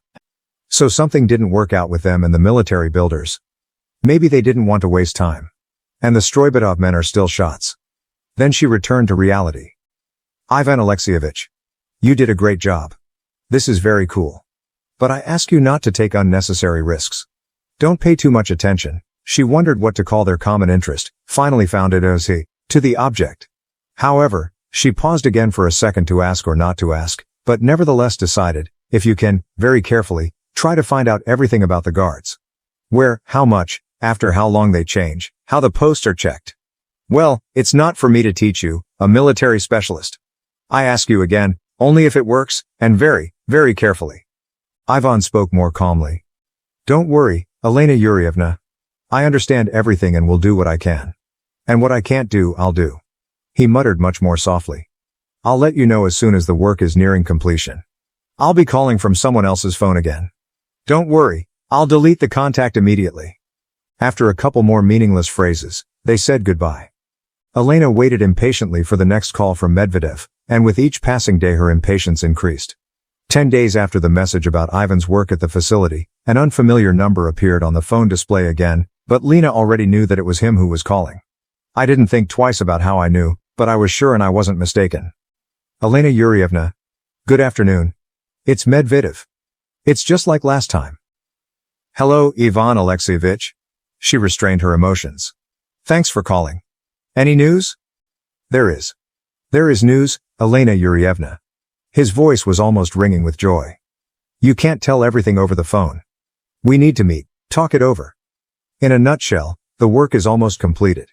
The day after tomorrow, we are no longer called for a shift, because everything is as it is in the palm of your hand. Do you understand what I mean? Ivan, of course, knew that Lena would figure it out, but still couldn't resist, he clarified. Yes, I understand. We'll arrive on Saturday. Do you mind? No, of course not. Can I meet you at the same place in the park? Okay, about 12 o'clock. And they said goodbye again. Elena was almost jumping for joy. They were one step closer to probably solving the mysteries that had plagued her for more than 6 months. I should have shared this news with Maxim immediately. And suddenly Lena caught herself thinking that she knew Maxim was standing outside the door right now. That's right. There was the sound of a key turning in the lock, and Max himself appeared on the threshold of the apartment. Not to say that he also almost jumped for joy like his wife when he learned about the message from Krasnozersk, but he felt a certain emotional uplift.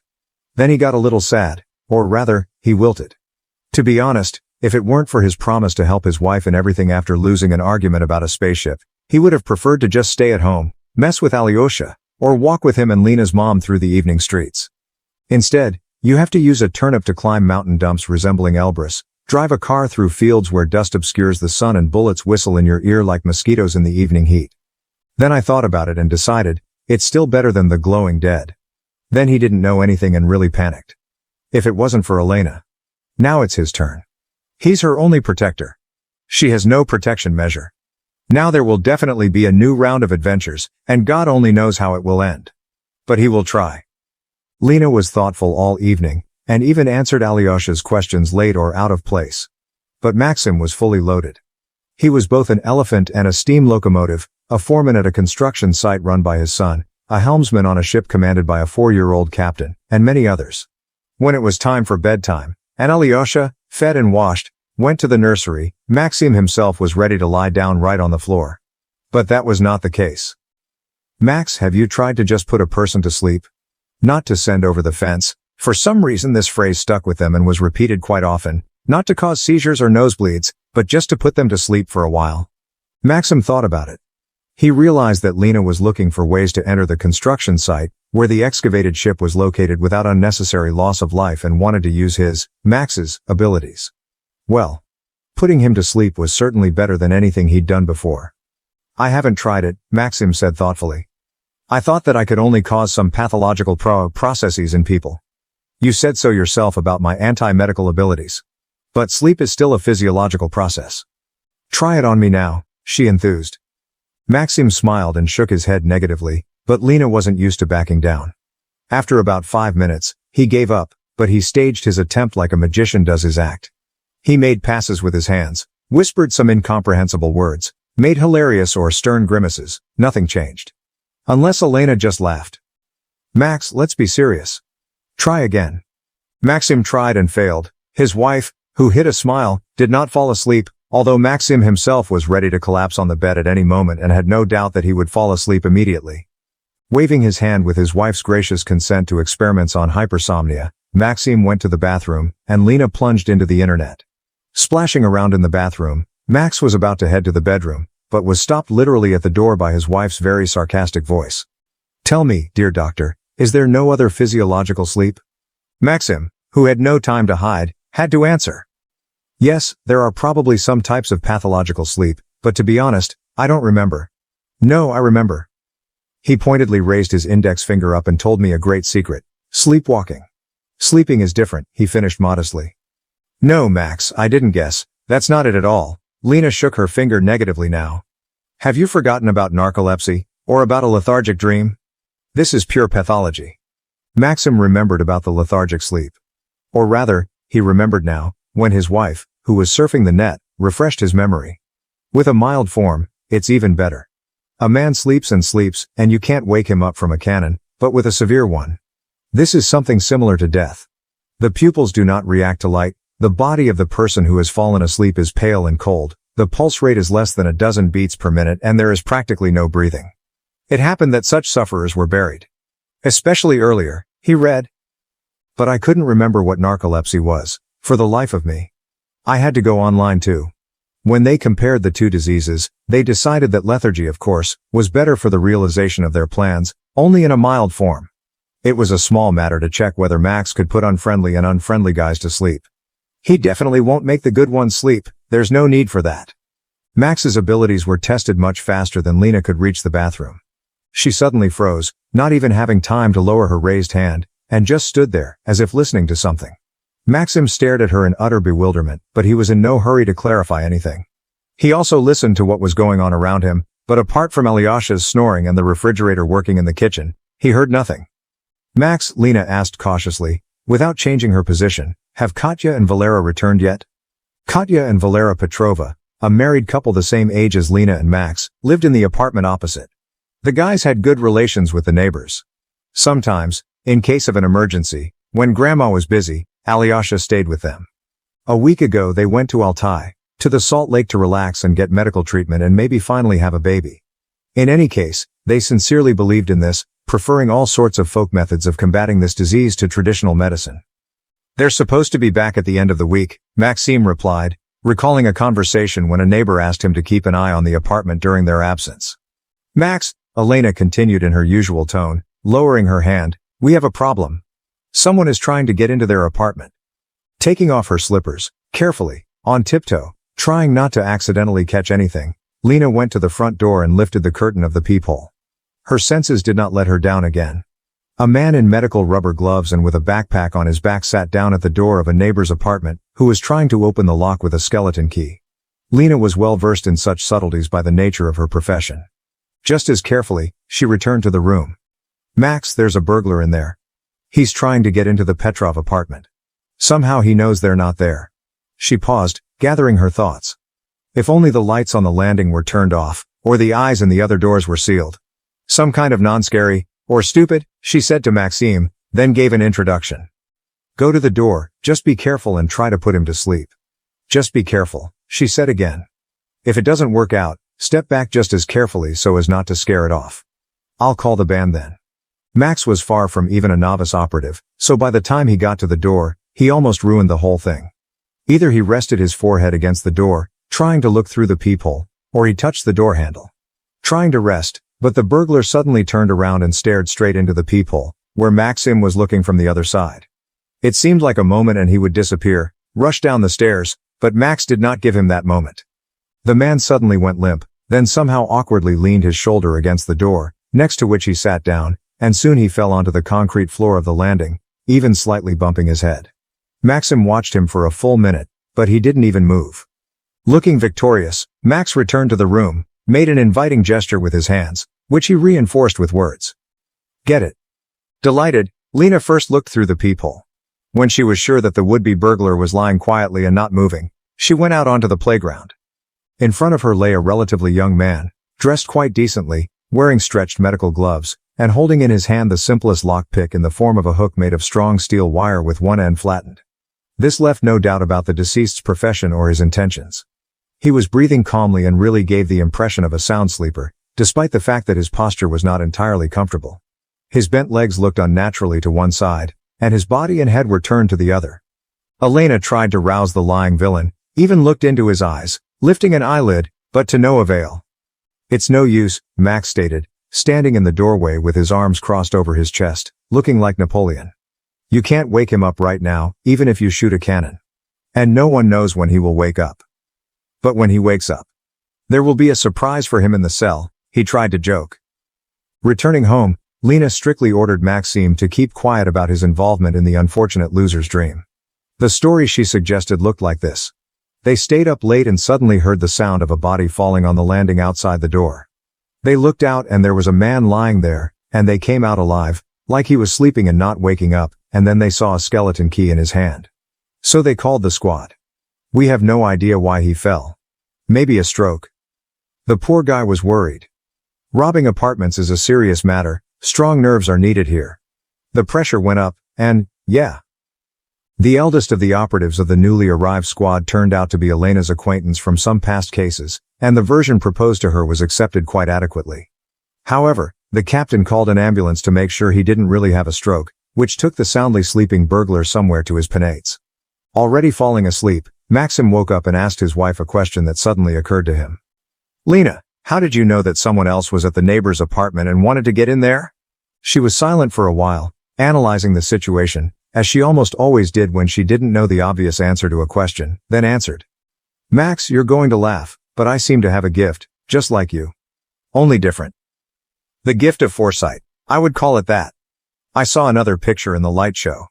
You saw the light, I saw the smoke. So we have different abilities." Then she told me about her anticipation of Medvedev's call, and that she knew when Max himself was standing outside the door, but then she just realized that someone else was on the landing and his thoughts were unkind. For another hour, the guys discussed the possibilities opening up before them in the light of Lena's new abilities and Max's almost instantaneous ability to put people to sleep.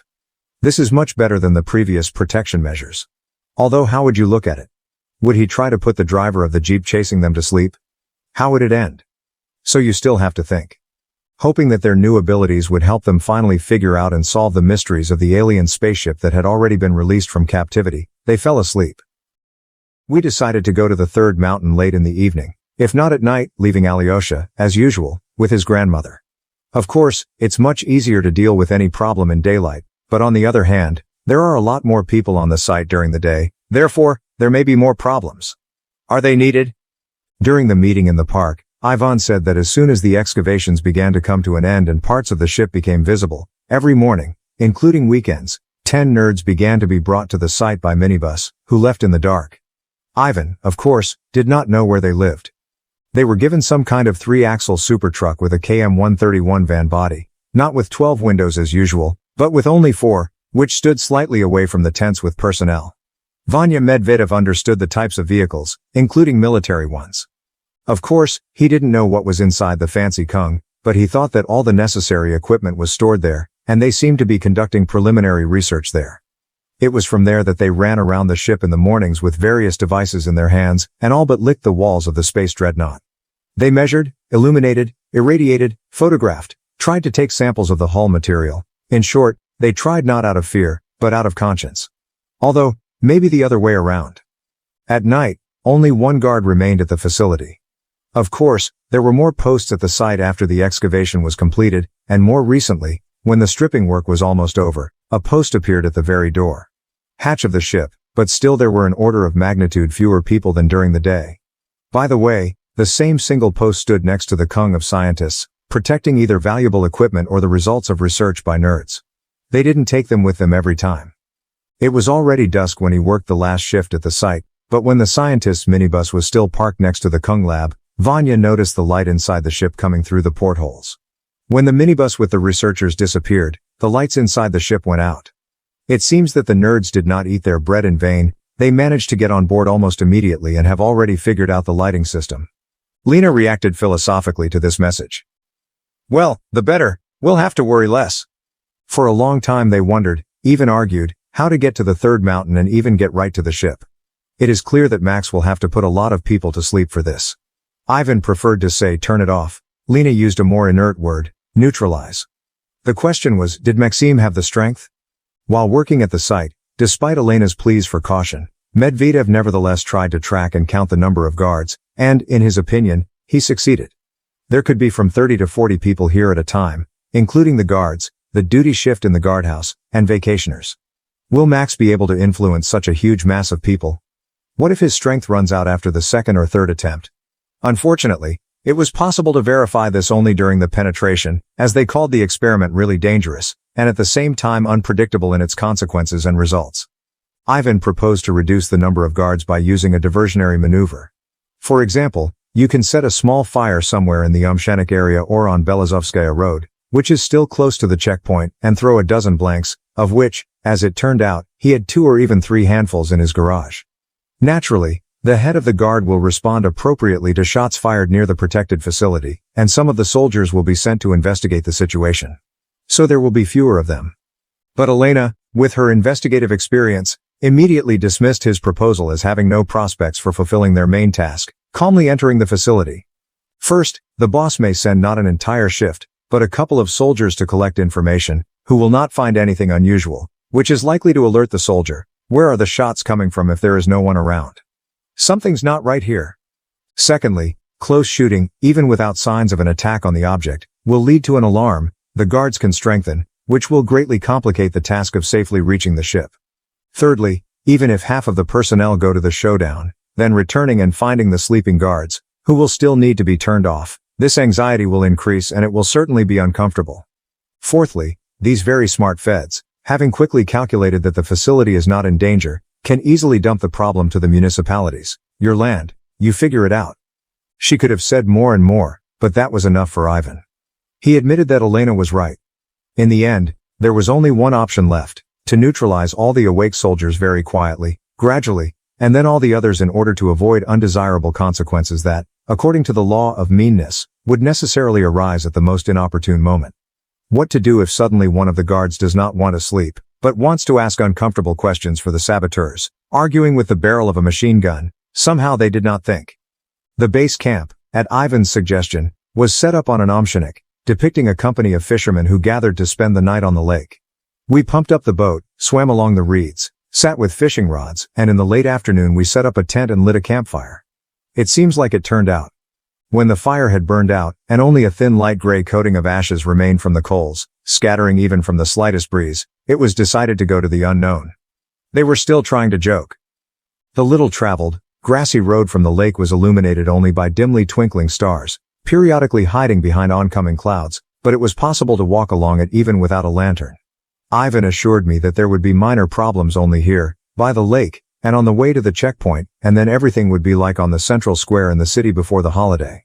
When the ship was being excavated, the soldiers, in order not to slow down the overburden, installed so many lanterns on the site that they probably hadn't turned on the entire section since its discovery. Hiding in the shadow of the roadside bushes, and then after turning the road in the darkness of the dump walls, so that it was almost impossible to see their silhouettes, trying to move as quietly as possible, they gradually approached the checkpoint. It was not easy to get to the already lighted barrier, where the first sentry should be waiting for the uninvited guests. The illuminated, open space was already easily visible here, and only along one of the walls of the dump there was a short but dense shadow. The switchman, who was walking in front, did not have time to take even a couple of steps because of the turn towards the dump, hiding behind which he hoped to get to the checkpoint, as Lena stopped and made a slight click with her tongue. The uninitiated would hardly have been able to understand this sound in the darkness of the night, but Maxim and Ivan understood it perfectly correctly. And they froze. Even before the hike, the guys agreed to attract attention in this way in case of danger or any other emergency situation. You can't use your hands in the dark, as it was during the war with the jeep chasing them, and it's difficult to see these physical exercises at night. Whistling, which can be heard far away at night, is easy to attract the attention of the guards. They could not scream like nightbirds, but a light click of the tongue is heard only by those who are standing nearby. And it's not easy to recognize it, to understand what kind of sound it is and that it is made by a person. Lena approached her husband very carefully and whispered softly in his ear with her lips alone. Max, there are 2 men here. A little above us and about 30 meters ahead, on a ledge somewhere among the rocks. It looks like some kind of hidden post that is set up at night. I don't feel aggressive. Most likely, we haven't been seen or heard yet. Can you neutralize them? Maxim was taken aback. Wow, a surprise. If it hadn't been for Elena Kurdik, he would have come to them in just a couple of minutes. You can't get away with saying that you got lost or ran to look at Balaz. I can't see them. How to try? and how to understand what happened. I can't see anything, but I can hear it. You try, right ahead and a little higher. She once again pointed to the supposed ambush site. Maxim tried.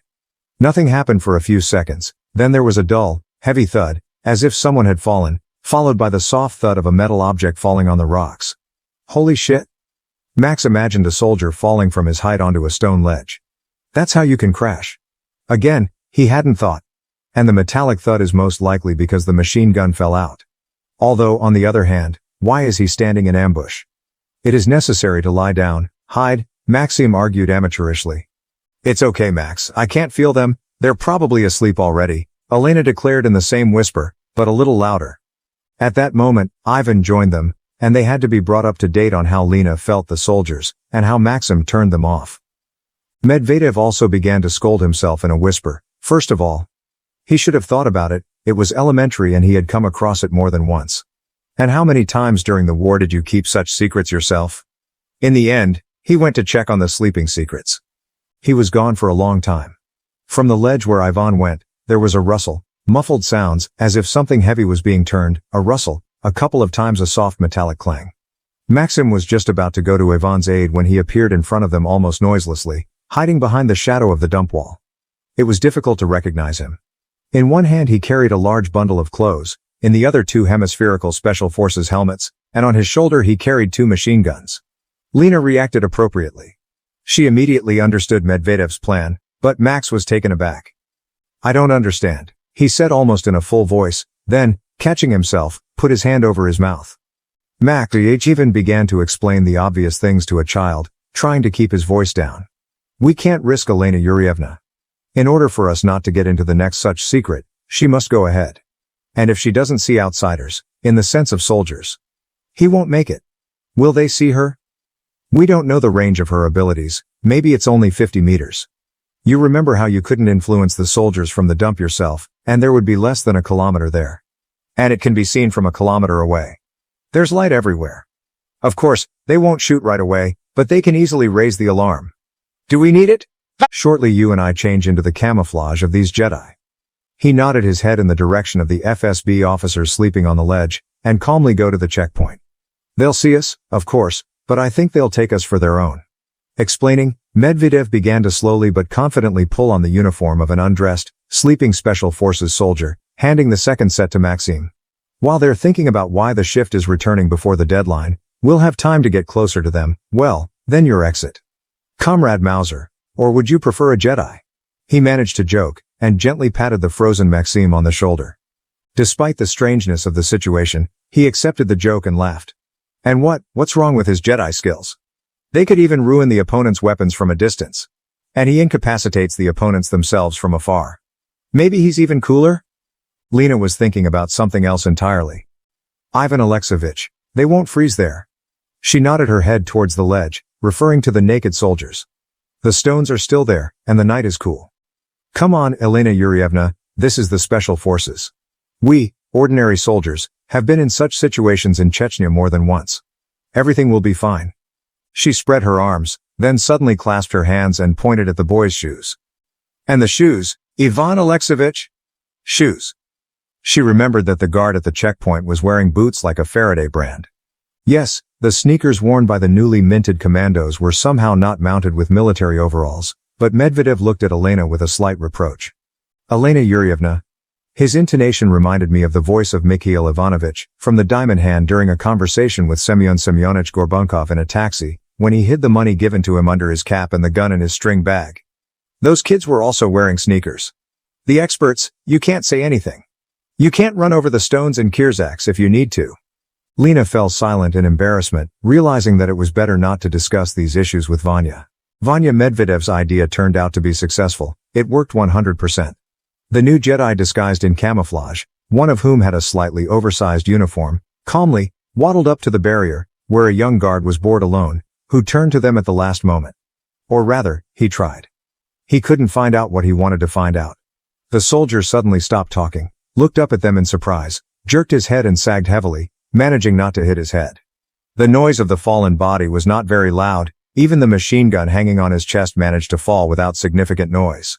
The fallen asleep sentry moved unhurriedly to the nearest shade, and a new guard appeared at the post near the barrier, no different from the previous one, except perhaps for non-standard shoes and the lack of any zeal for surveying the surroundings. He began to stroll melancholically along the barrier, sometimes turning to a trailer standing a little further back. The crunch of his footsteps could be heard clearly and drowned out the footsteps of the second, who immediately went straight to the resting place of the shift on duty. The trailer, from where the first one appeared during Maxime and Lena's first visit to the third mountain, which cut off all Elena's attempts to get to the site, turned out to be another weak link in the chain of unusual shutdowns. Maxim entered the closed door without knocking, and, as Mayakovsky would say, calm from the outside. A minute later, he appeared and made it clear to Ivan with a raised hand gesture that everything was in order. From his point of view. An hour later, the notorious first, and second Darrow and third Darrow and all the others, as the cat Matroskine would reproachfully say, the guards at the site, were sleeping peacefully. The sentry at Kung's was sleeping, the sentry at the ship's hatch was sleeping, the paired mobile posts circling the perimeter of the ship became completely motionless, but the camouflaged guards were lying quite far from each other. Max decided not to check the range of his abilities at the wrong time. I checked it out. It was definitely enough for 100 meters. There was neither the time nor the desire to experiment with soldiers sleeping in large tents without their outfits. The shamelessly advancing dawn hurried the boys and pushed them to rash actions, and this was their first mistake. At the end of the massive shutdown, Elena appeared at the site, who looked around carefully, listened to her feelings and with some inner displeasure, said, "Everything seems to be calm. I don't feel any aggression. And there don't seem to be anyone awake either." Then she turned towards the ship, listened to herself again, and said with a completely different intonation, "Let's go to the ship, guys," and added something completely unexpected, "They're waiting for us there." Elena, Maxime, and even imagined the spaceship a little differently. Their performances were based mainly on Star Wars, Alien, and the cartoons The Mystery of the Third Planet, and Dunno on the Moon. Maxim, a fan of science fiction, could tell a little more about starships. His knowledge was based not only on films, but also on books by Selyagin, Muravyov, Orlov, to which he was a great hunter. For the most part, they were talking about powerful multi-kilometer space monsters capable of withstanding nuclear, plasma, and any other weapons that had not yet been invented, capable of destroying a huge enemy fleet or an entire planet in an instant. Now in front of them was a ship shaped more like an airship with a small tail, small wings located along the entire body from below, and a clear line of round portholes on board. The dimensions of this airship were impressive. True, they weren't as long as Max had expected, but they were quite impressive by Earth standards. It's about 200 or 300 meters long and the height of a 5-story house. It was difficult to estimate its width, since some part of it hung over the slope of the collapsed side of the quarry and was hidden in the night darkness, and there were no lanterns on the other side. But it wasn't just the size that was surprising. Despite the fact that the interstellar dreadnought had been lying in the ground for many years and carried a load of several 100,000 tons on its shoulders, it looked like new.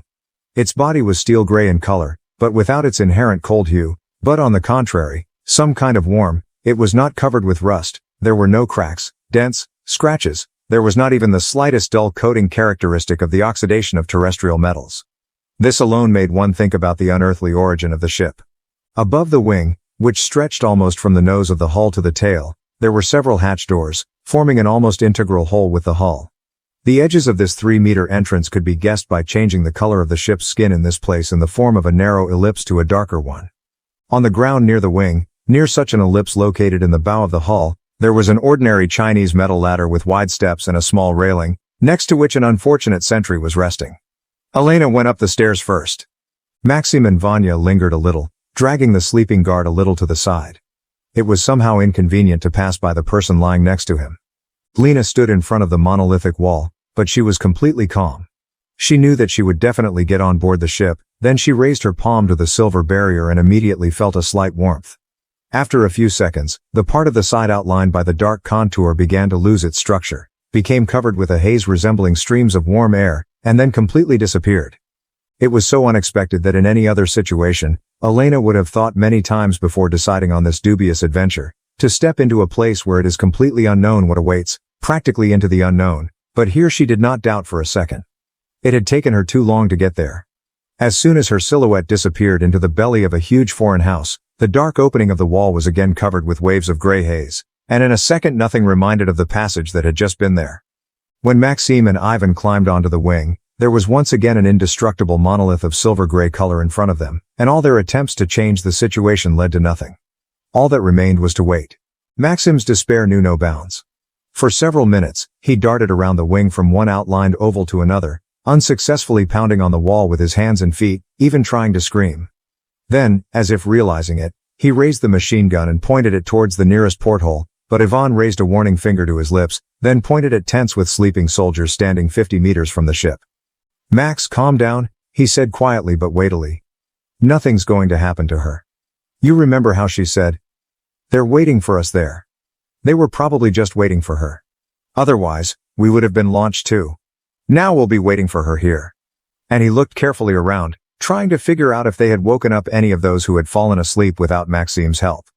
He sat down weakly on the wing, leaned his back against the wall of the ship and looked at Ivan with the face of a beaten dog, as if he wanted to say, "It's good for you." But remained silent. Tell someone who has been aboard an alien spaceship during his lifetime, at best they will not believe him, at worst they will laugh.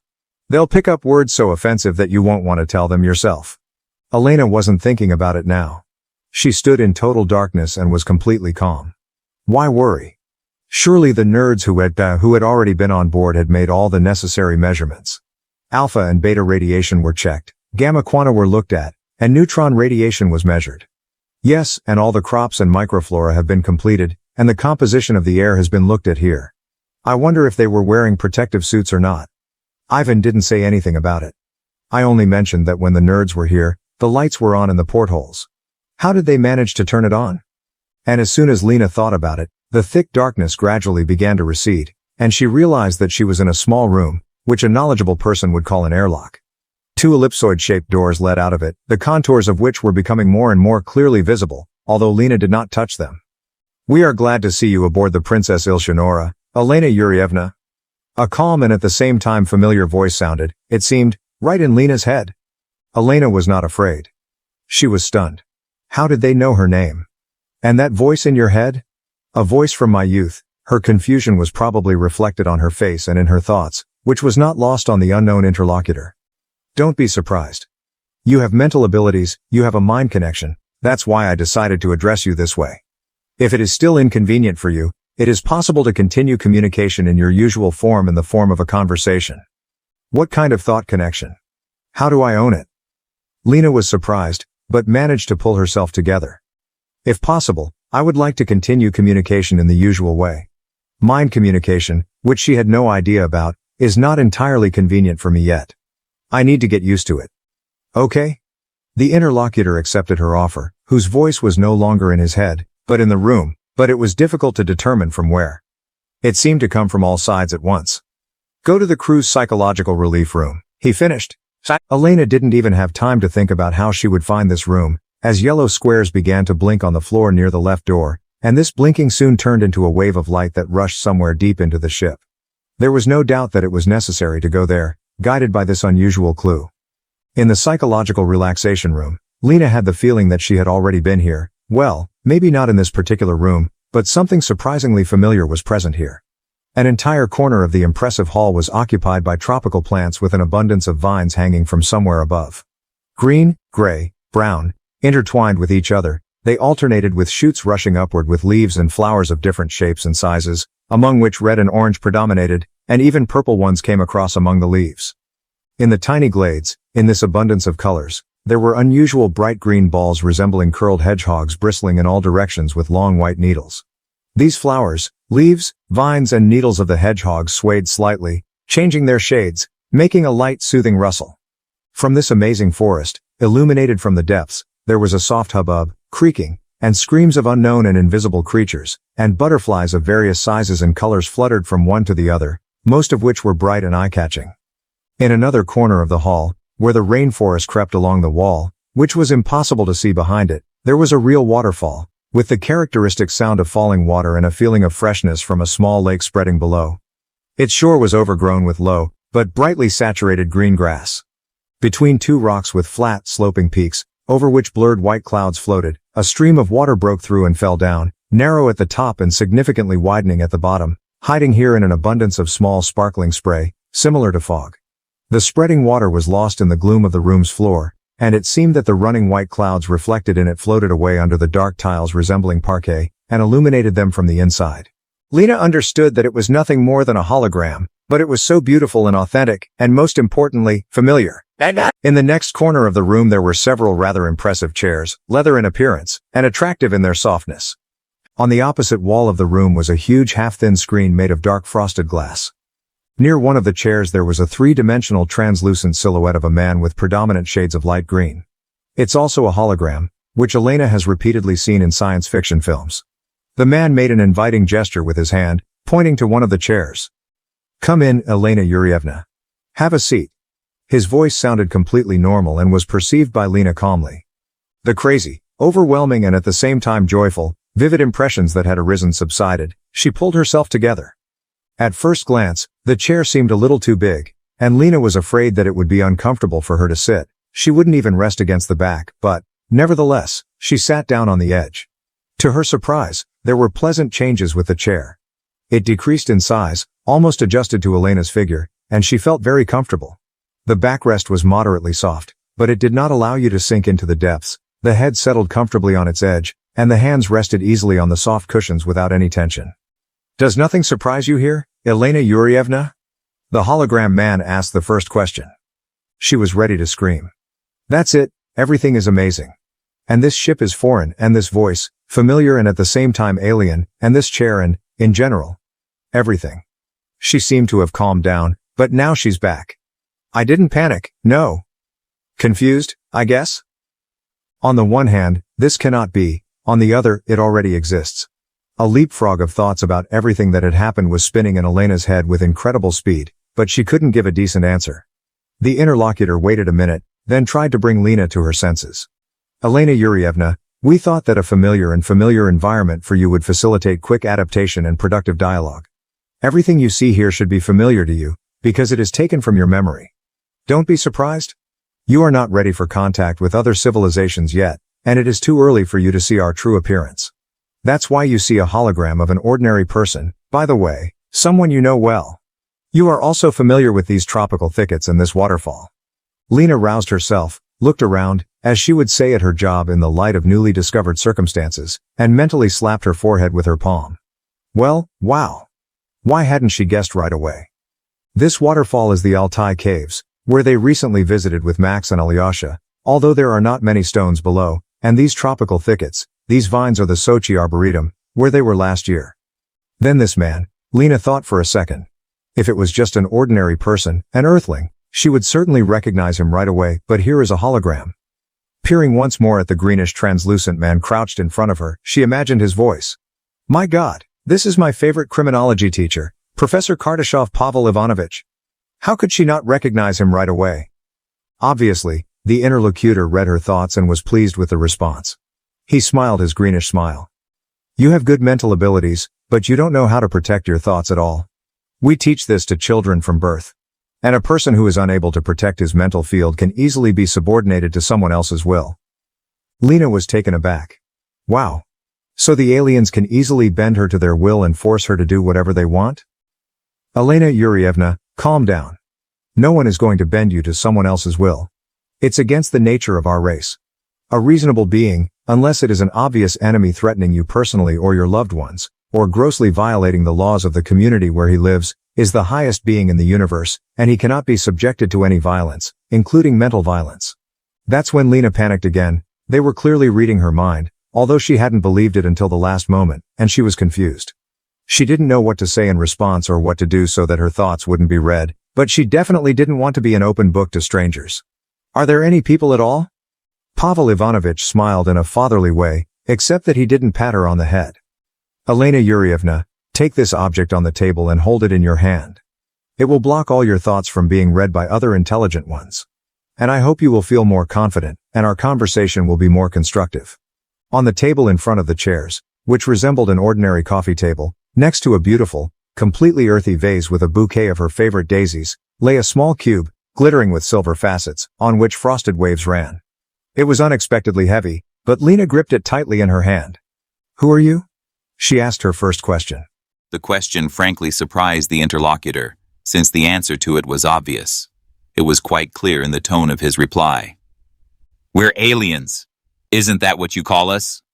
He answered without hesitation, and wanted to add something else, but Elena did not let him do it. she interrupted. That's understandable. I wanted to clarify something else. Who are you? Who are you talking to right now? There was a pause, as if the interlocutor was considering whether to tell the truth. Then he decided, I am the AI of this ship. And it sounded so significant that Lena clearly realized that now this artificial intelligence, as she suspected, was really in charge of the Princess Ilcionora. As it seemed, he named the ship when he greeted her. Is there really no one else?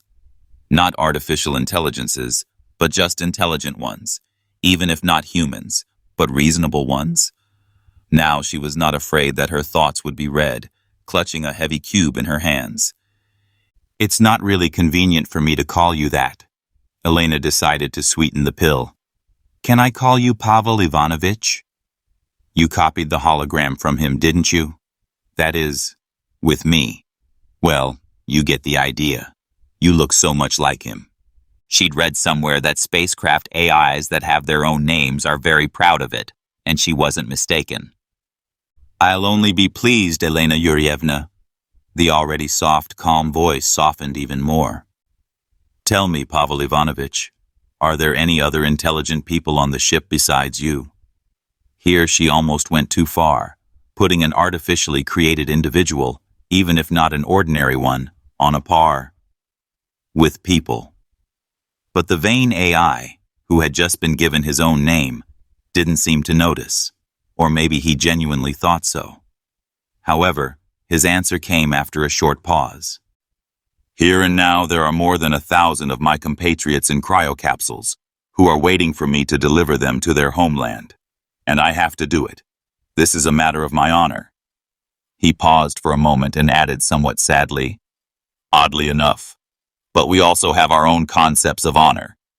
It is clear that he meant the AIs. Lena froze, trying to imagine if it would be possible to accommodate 1,000 people in such a ship. Although why human? And if they are twice, or even 3 times taller or wider than an ordinary earthling, it's not for nothing that they have such high doors. And the chairs were so capacious at first. Nevertheless, it turned out that it was possible if these capsules, like cells in an industrial hatchery incubator, were arranged in several rows in height.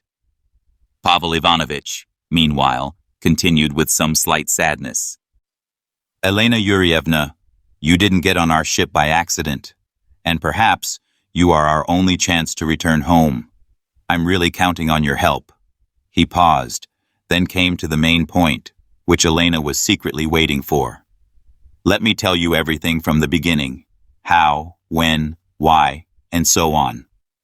Lena had been waiting for this for 6 months, and of course, was ready to listen to this fascinating story, forgetting about food and sleep as much as necessary. But she couldn't forget about Max and Ivan. Pavel Ivanovich, Elena began decisively, why stand on ceremony if she's the only chance? I really want to listen to you.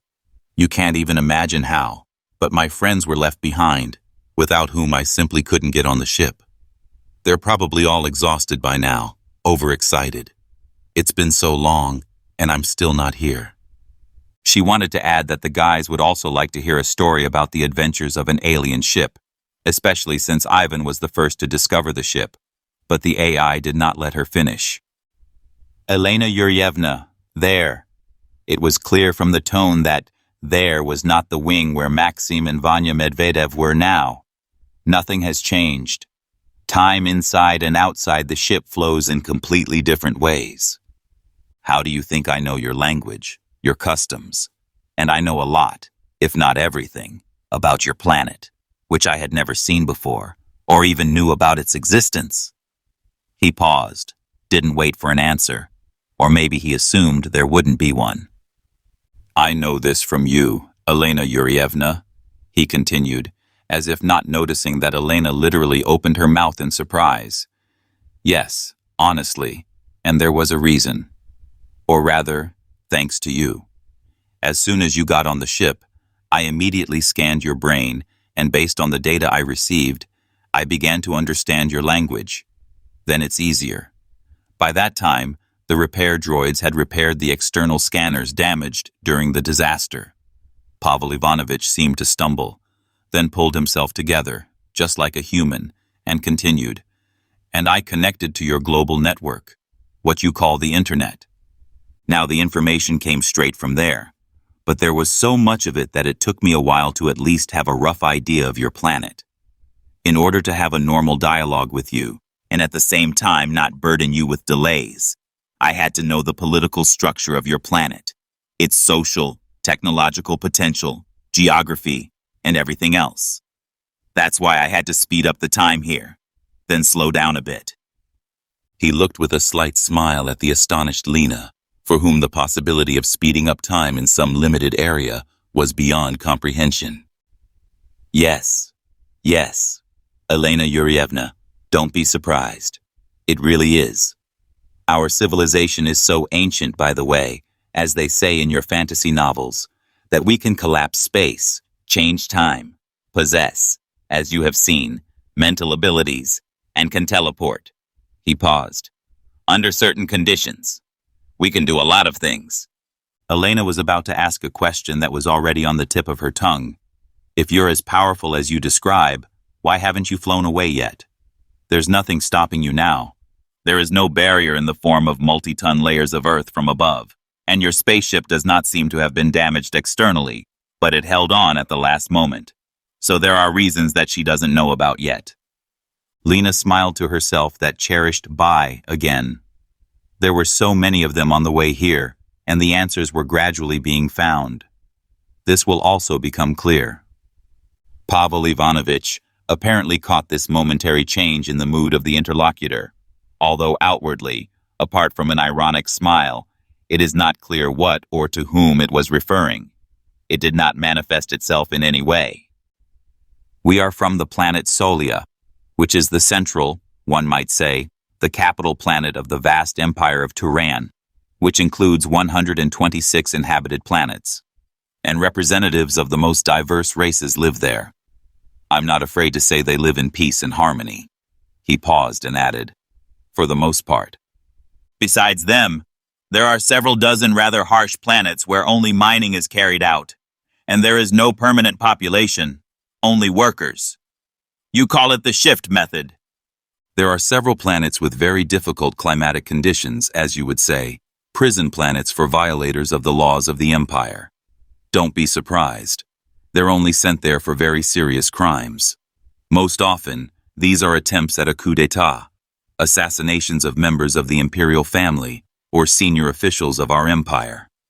Moreover, criminals are given the right to choose the planet where they will spend the rest of their lives.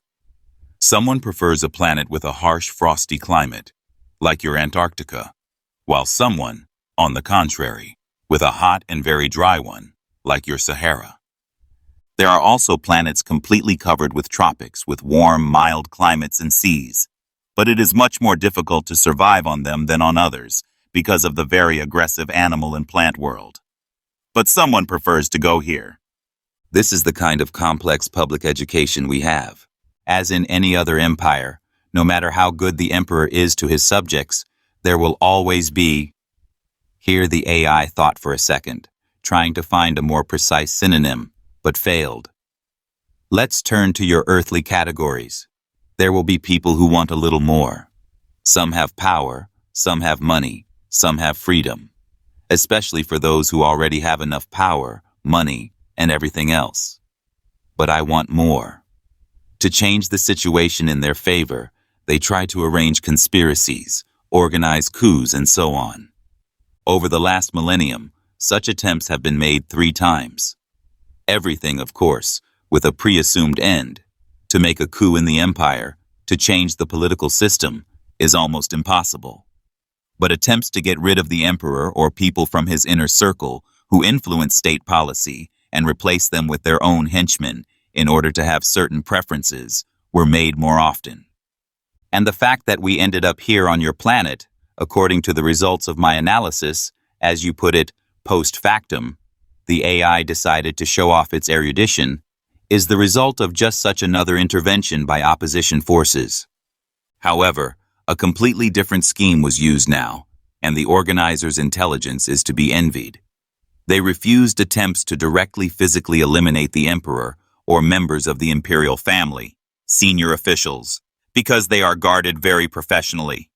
They are planning a grandiose worldwide blackmail. Here, the ship's AI, who had just received his own name, confirmed that he had received it for a reason. Maybe, of course, ethical standards were embedded in the program, but he behaved completely humanly, which could not but surprise Lena. "Aren't you tired, Elena Yurievna?" the greenish cavalier asked sympathetically. "Maybe we should take a short break." Lena, who never for a second forgot about her friends waiting for her on the street, refused. "No, you don't need any breaks." She certainly believed Pavel Ivanovich that time outside the ship practically stood still, but she still doubted it. That's why she was rushing things. "Then a glass of refreshing drink," suggested the interlocutor. "After all, it's night outside," he said in a completely mundane voice, "and you haven't slept a second." He remained seated, smiling, and a small metal steward on wheels appeared silently in one of the doors of the hall, resembling a Japanese robot, which Lena had seen more than once in documentaries and feature films, with a tray in his hand. On the tray is a tall transparent glass on a thin stem with a yellow-brown liquid that resembles cognac in color, but really smells like some kind of fruit drink. After just a couple of sips, Lena felt a receding heaviness in her head and an incredible ability to work. She held the glass in her hand and thought, "Do they drink from glasses too? Just like us?" "Yes, and the robot looks like an earthly one. Why did he say, referring to the AI, that it was too early for me to see their true form?" Obviously, her doubts were reflected on her face, and Pavel Ivanovich was a good psychologist, or he walked through her mental field again. After all, Elena left the block cube on the table for a second when she picked up a glass. "Elena Yurievna, this glass has been synthesized especially for you to make it more convenient for you. We don't use such dishes. We have a slightly different anatomical structure, but food and other atomic assembly synthesizers are among the best in the galaxy. Shall we continue?" Lena, who hadn't even thought about sleeping, even though the night was really going to end soon, felt much better after taking the synthesized tonic and turned to hearing again. "I understood from your global network that there are many different competitions, contests, all kinds of tournaments and Olympiads on the planet, both among adults and among young people. We have that too. But there is some difference. You have all this held under the auspices of various federations and associations, and at different times, in different places. Residents will also learn about the winners of tournaments from the media at different times. Today, there are winners in sports, in a month." Here the AI paused to remind once again that he uses terrestrial categories. Winners are vocalists. In 6 months, who is the best among musicians, and so on. We have about the same thing on each of the planets. But once every 100 years, the finals of all planetary competitions are held on Celia, after which you can immediately find out about the winners in different fields, and immediately find out about the best people in the empire. And according to a long-standing tradition, there are exactly 1,000 of them. Here the AI hesitated again, not knowing what to call his compatriots, but then he seemed to give up, or whatever they had, and finished, "A human." "Then he got better," Tarantsev said. Lena frowned thoughtfully. "Once in 100 years? How long do they live then?" Which was not lost on Pavel Ivanovich. He seemed to read her mind again, even though Elena had the cube in her hand. 100 years, Elena Yurievna, is not such a long time for us. This is exactly the age when teenagers become boys and girls. That is, here, on Celia, after the finals of all possible contests, tournaments, competitions, and Olympiads, you can immediately see the entire color of the nation, its hopes, its future. That's what the conspirators took advantage of. I can't put another word to them. According to a long-standing tradition, All winners of interplanetary tournaments spend the next month, by your earthly standards, on our Pearl, the planet Aurea. This is a purely resort planet, where there is no industry, no industries, no aggressive flora and fauna. There is only a mild climate, warm seas with sandy beaches, the sun, clean air and natural products, and not holograms and synthesized products, which is found on many other planets.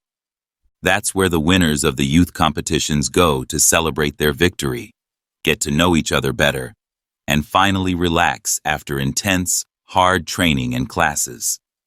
After all, in the near future, they will have to replace their elders in those areas that they have chosen as their area of expertise. Lena even admired the AI's ability to use such stilted, down-to-earth turns of speech. And since Pavel Ivanovich based his knowledge of the language, as he claimed, on mento-scanning Elena's knowledge, she was even a little surprised. Was she really saying that? Meanwhile, this Turanian rhetorician, not at all embarrassed, continued. This time, after the competition, it was decided to send the winners to Aurea on the pleasure yacht of our princess, Ilsionora, who also took part in the competition among dancers and became its winner. No, Elena Yurievna, it was a fair victory. He tried to anticipate her doubts. The princess deserves it. How the conspirators found out about the desire of the tournament organizers to send the winners on the yacht of the princess is unknown. They planned to attack the ship, capture it along with all the flower of the nation, and then, obviously, lay out their prepared demands to the emperor. Of course, these are just my assumptions. I don't have all the information, but I think that's how it was. Despite the fact that the yacht, because it was carrying a member of the imperial family, was escorted by 2 frigates, it was attacked upon exiting hyperspace after a jump that took only 3 of your Earth days. We realized this as soon as we arrived at the exit point. As usual, first one of the frigates went into the jump, then the yacht with the winners of the tournaments, then the second frigate. At the exit, from where Aurea was only 3 days away on main engines, our small squadron was already waiting. When we came out of hyperspace, the picture was terrifying. Our frigate was engaged in a battle with 2 ships, one of which was a battleship. And after all, the power and fate of the frigate seems to have been decided. There was no way to contact him, nor to report the situation to either the Empire or the second escort frigate. The opponents had installed a powerful jammer. In addition, there were marks on the radars of 2 more ships coming out of hyperspace towards us, the class of which was still difficult to establish. The second frigate, following us, was also going to attack. Since we still had the opportunity to maneuver, since no one attacked the Princess Ilsionora, they left us for sweets. We could only run away, which we did. Knowing that any ship can be tracked by an inversion trail even in hyperspace, our captain, saving the princess and all our youth elite, the future of our country, for the first time used a combination of space and time warping, trying to throw future pursuers off the scent. And he had no doubt that they would be. Previously, such tactics were practiced only with the use of changing one parameter, either time or space. But as reality has shown, the risk of being discovered in this case remained. The captain tried to rule out any possibility of our capture and went for it. That's how we ended up here, near your planet, which none of us knew about. Even me, a 7th-generation AI.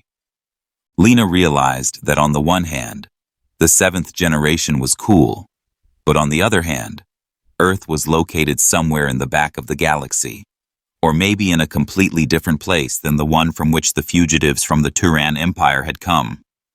The AI, meanwhile, continued. After coming out of the jump near your planet, we decided to take refuge here. Our captain realized that jumping experiments with 2 parameters at once, time and space, could take us so far away that it would be very difficult to get out of there. It was very difficult to get out even from here, where we were. It takes time to calculate the route and schedule of a jump in hyperspace. Moreover, to begin with, in order to analyze, justify, and build them, it would be nice to find out where we are. From here, it's time to dance. And we didn't have time, because the speed of any warship is an order of magnitude higher than that of our pleasure yacht. Therefore, we could not stay in orbit, as there was a very high risk that the pursuers would be here at any moment if the empaths helped. Well, to detect our princess with the help of military scanners, even if we hide in the shadow of the planet, as you say, is a matter of technique. The captain decided to land the ship on the planet and lay low if possible. There we could cover ourselves with a force shield and, with the help of our battle droids, even if we were discovered, try to repel the assault of the orbital landing force. Fortunately, a warship cannot land on a planet. It can only use an orbital elevator to drop troops on the planet, and not a small one at that. But it's better for us anyway than trying to fight off a boarding party in space. Our power shield will be crushed there in a few seconds, and they definitely won't bomb the Princess Ilsionora on Earth from space. They need us alive. Our battle droids, even though there are only 2 of them, are representatives of the 6th generation, which is cool. And the anti-boarding team on the yacht is not weak, not like the army. After all, this is the yacht of a princess, a member of the Imperial family. The other ships have droids of only the 5th generation so far. They are weaker than ours. Here the AI paused for a second, appreciated Lena's ability to perceive information, which increased many times after taking the tonic, was satisfied, and continued, starting with a question. Can you imagine what a regiment is? Is there a regular mechanized regiment in your army? By the nature of her profession, Elena, of course, came across such concepts and had a general idea of the army and its structure, which she confirmed with a silent nod. So, Elena Yurievna, Pavel Ivanovich continued with some bragging, our 6th generation combat droid can easily destroy your entire mechanized regiment along with its tank and missile components. So it would be more profitable and easier for us to defend ourselves on the planet. The captain chose a valley between 2 mountain ranges for landing. It would be much more difficult to find us here than anywhere on the plain, in the steppe. Circling the planet, we scanned it in all the ranges available to us and established for sure that there was no intelligent life here.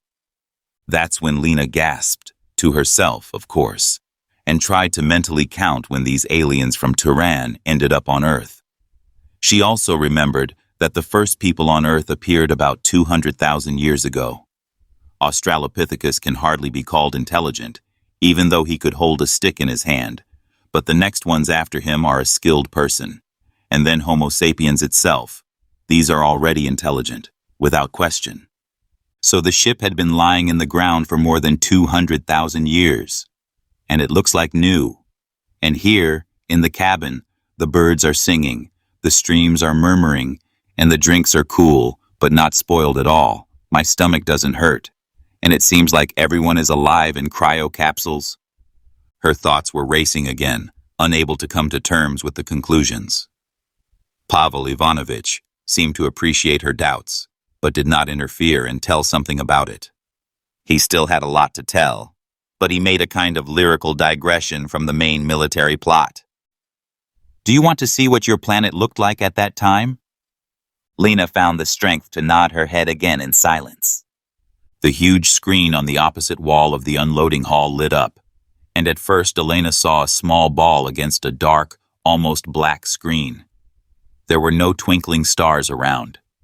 As its size increased, it was possible to see individual blurred spots of blue and white, then even some kind of large, elongated red-brown spot that did not resemble any of the known continents. But the green color of forests and steppes, as Lena expected, was not visible for a long time. She figured that the blue color was water, and the white color was most likely clouds, which made it impossible to recognize the mainland with its mountain ranges. Anyway, there were no familiar shapes to be seen, and the ball was getting closer and closer. Now it took up almost the entire screen with its upper edge, and its movement slowed down a little. Here it was already possible to see oceans with a well-defined coastline and mountain ranges, sometimes stretching along the shores, and sometimes among the red-brown wrinkled, foam-like surface of the earth. Lena noticed lightning flashing in a couple of places, alternating bright crimson flashes that changed their color to white-yellow and then dark without clear boundaries. It's probably some kind of thunderstorm and volcanic eruption, she thought. But still, a saturated white-blue or bluish color prevailed, sometimes with very clear contours, and sometimes blurred and gradually lost against the background of new spots appearing. The green color was also present on the planet, but somehow not in the amount we would like. Were there ice ages by that time or not? Thought Lena frantically, but no matter how hard she tried, she couldn't remember. Then the footage was taken, apparently, by some kind of atmospheric aircraft, some kind of reconnaissance drone. The high mountains with their steep and sharp peaks still stretched in an endless ridge, but they could be seen quite clearly, and not in the form of a blurred red-brown stripe. In places, there were even some large fragments of rocks that had once rolled down and formed the most bizarre clusters here, resembling giant geometric shapes, balls, cubes, pyramids, and many other things that were difficult to name. At the foot of the mountains, small green groves of huge trees could be seen more and more often, which, climbing the slopes, became smaller and gradually turned into dense shrubs. Even from this height, from where the drone was shooting, one could only assume the gigantic size of the trees in the lowlands, although there was simply nothing to compare them with. The trees were shaped like terrestrial cypresses, wide at the bottom, where the trunks were several girths thick at the base, and gradually, like a pyramid, narrowed to the top. There were also trees nearby that looked somewhat like modern palm trees, only their trunks were an amazing red color, and the branches, like an inverted umbrella, were open to the tops. Finally, the scout jumped over a mountain range and flew over a completely green plain with tall, dense grass, among which blue spots of lakes glittered. Here, too, not particularly dense thickets of trees rose in places, sometimes merging into quite extensive forests, densely intertwined with vines. And somewhere on the horizon loomed the broken line of a large body of water, the opposite shore of which could hardly be distinguished. Here, the drone taking pictures decreased even more, and its speed dropped noticeably. In some places, he just hung out, trying to capture the most interesting things on Earth. And there was a lot to see. On the banks of a huge river, where sandy and muddy areas alternated with low ledges overgrown with dense bushes, turning into vast coastal plains overgrown with tall, juicy grass, about 50 animals, vaguely resembling modern hippos, frolicked. Their size was impressive, no less than our hippos, but the muzzle resembled a hippopotamus only remotely. It was not square, as Elena imagined it should be, but rather stretched forward, like a wild boar or a pig. Most of them, terrifying their neighbors, opened their mouths wide with huge fangs, jostled in the shallow water. Others slowly strolled along the shore or lay in the mud here, and someone leaned towards a small grove, near which a lake could be guessed, mostly overgrown with some kind of bright green vegetation. Here, with their nickels, they undermined the branchy roots of the reeds growing in abundance along the edge of the lake, and ate them with gusto. The delicacy was so delicious that these huge gourmets did not notice anything or anyone around. And who could threaten such giants, especially in the places of their natural, habitual habitat? A minute later, the drone hovering over the herd shifted slightly to the side, flew around the grove, and showed the one who wanted and could do it from above. The spotted red back of the beast hiding in the grass could only be seen from above. The thick and tall grass reliably hid it from view from the ground. It is clear that he hid, not to hide from the fattening hippos, but on the contrary, hoping to get close to them and attack them. Here, one of the hippos walked away from his friends at the meal, and stepping heavily with his bulbous legs, went straight to the hidden predator, which did not reveal itself until the last. And only when the giant, sensing something, stopped, trying to catch an unfamiliar scent, the spotted hunter soared off the ground and rushed with huge leaps to the intended victim. It was a predator similar to a huge cat, reddish-brown with black spots on its back and sides, turning into small transverse stripes on its legs. Two huge fangs protruded from the typically feline mouth, extending beyond the lower jaw. The ancient hippopotamuses also had impressive fangs, perhaps even more so than those of the emerging hunter, but they hid in their mouths. But they had much less courage. Despite almost 3 times the mass, the fan of roots abruptly turned around and with amazing speed rushed towards the river, which he considered his home, ready to shelter the fugitive from any misfortunes. His relatives, instead of coming to the aid of a fellow man in trouble, scattered. Those who were in shallow water or near the shore hurried to the middle of the river and instantly disappeared under the water. Several individuals ran from the grove to the saving pond, but trying to get as far away as possible from the predator chasing the game.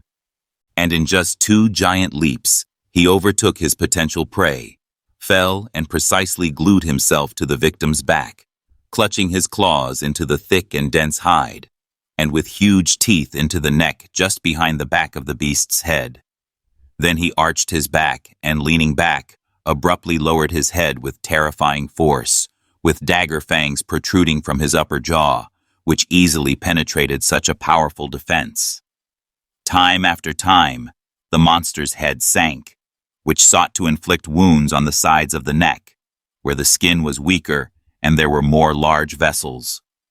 At first, the pain only spurred the hippopotamus on.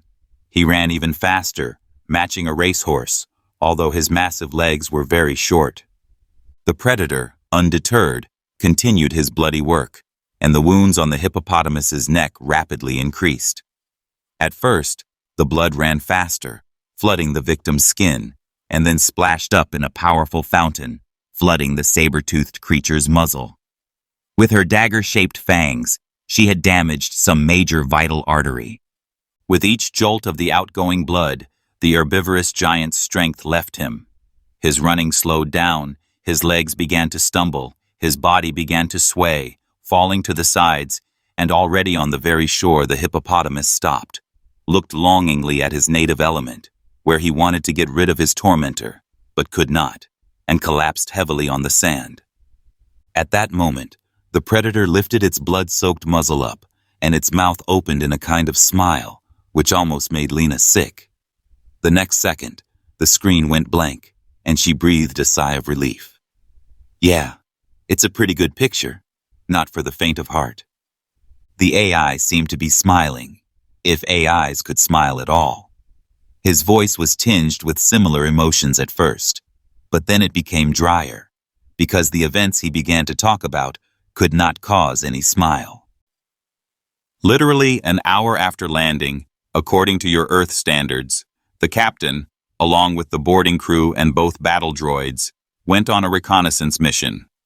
It was necessary to explore the area as quickly as possible and evaluate ways to use it, choose the most optimal locations for droids and teams before the upcoming combat operations in order to inflict optimal damage to the enemy.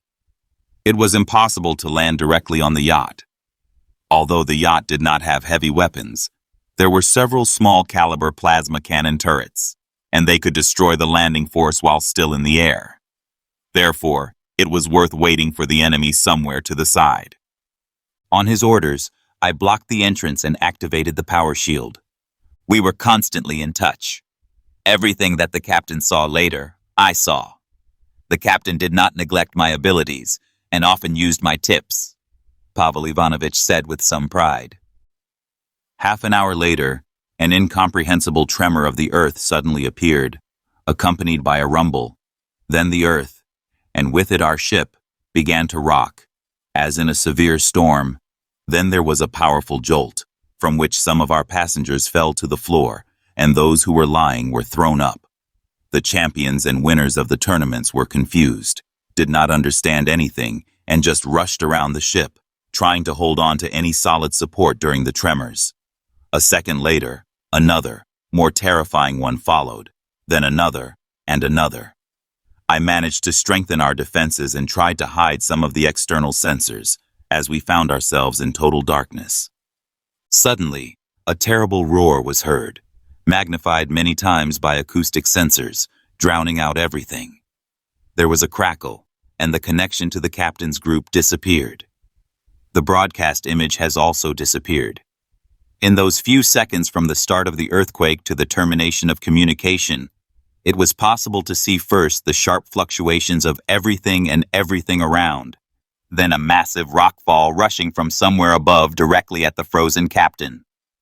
The earth rumbled dully and was agitated all the time. She seemed to be moaning. Only after a few minutes, which seemed like an eternity, no matter how banal it sounds, everything calmed down. And the trembling, and the vibrations, and the crackling, and the rumbling, everything stopped. There was an amazing silence that could not have been imagined on the surface of the planet, where many acoustic sensors were installed to monitor the surrounding space. There was no sound of wind, no rustle of crumbling stones, no rustle of leaves, though not numerous, but still trees growing here. No way. All attempts to contact the captain and his team were unsuccessful. None of the external sensors, no matter how hard we tried, provided any information. Only the information from the force shield indicated that he was under serious pressure, and that it would be like death to remove him. We realized that we were buried under a huge rock mass that collapsed as a result of an earthquake. All our attempts to free ourselves were destroyed by this wild, merciless and senseless force, which was impossible to resist even with our abilities. Here the AI took a pause, obviously once again remembering everything that happened, as if it were yesterday, and not many, many years ago. In any case, his green holographic face became gloomy and thoughtful. He seems to be worried, Lena thought, assessing the state of the silenced artificial intelligence. Probably, he still has some kind of emotional component, and it's not surprising. Anyone would be worried here. But this is still a 7th-generation AI, and even with its own name. After a minute, Pavel Ivanovich smoothed out the deep wrinkles on his translucent face and continued. We could stay in this position for a long time. By the way, our reactor is also of the 7th generation, he casually emphasized. But by doing so, even casually, he put himself on a par with this miracle. He himself is also of the 7th generation, could ensure the normal functioning of the ship even by our standards for a very long time. But here it was only necessary to maintain vital activity inside. You don't have to fly anywhere. You don't have to maneuver. You don't have to jump into hyperspace over and over again. You don't have to fight with anyone. The only problem was the passengers. There were too many of them. Of course, we had food modules, and we had a good supply of cartridges for them. But who knows how long we will spend in such a helpless state. After weighing the pros and cons, as you say, we decided to put all sentient beings into suspended animation, where they can stay without significant harm to their bodies for as long as the reactor is running. It was the right decision. More than 1,000 intelligent people in a small enclosed space without any immediate prospects for liberation, and besides, they don't know each other very well. This is a serious test for the psyche, and how it could end, no one could say. And there, who knows, maybe another earthquake will set us free, or will our brethren still find the trail? At that time, we couldn't expect to be freed by someone from a planet that didn't even have intelligent life. After that, I turned off all auxiliary systems, even my AI assistants, except for the one responsible for the operation of the life support system. Pavel Ivanovich drew attention to Elena's puzzled look and explained, Besides me, there are almost a dozen other AIs here with a narrower specialization. There is an AI responsible for the cryocapsule life support system. There is for medical care on the ship as a whole, an AI storekeeper, cook, and others. There is an AI responsible for the operation of main engines and anti-grav. Then the main AI seemed to stumble. Or rather, it was. Lena gradually cheered up after such an almost real encounter with the saber-toothed creature, and has already regained her ability to think and analyze. That's it. She instantly reacted to the sad statement of the AI. There was an AI. There was, and she, as it was said in the beginning, the only chance. So she has to return this AI. So was it stolen or something? And who? Elena didn't notice herself as she was discussing the current situation. She released a thought blocker cube and automatically rolled it with her hands on the table. Of course, Pavel Ivanovich did not fail to take advantage of this gift, although he himself suggested that Lena hide her thoughts. Elena Yurievna, he said, putting as much respect as possible into his words. This is not the first time that you have admired me for your analytical abilities and ability to draw the right conclusions. You're right. We won't be able to leave this planet without a properly functioning AI for main engines and anti-grav. After waiting so long for the opportunity to free myself from this monstrous captivity, I managed to calculate where we were as a result of our captain's experiments. This is not to condemn, and it's not for me to judge a reasonable person. At that time, it was the only right decision, and it wasn't his fault that such a terrible earthquake had happened. It's more my fault that I couldn't have predicted this disastrous set of circumstances. If it hadn't been for the intervention of your fellow citizens, whom I carelessly launched onto the ship, hoping for normal contact with representatives of another civilization, we would have left long ago.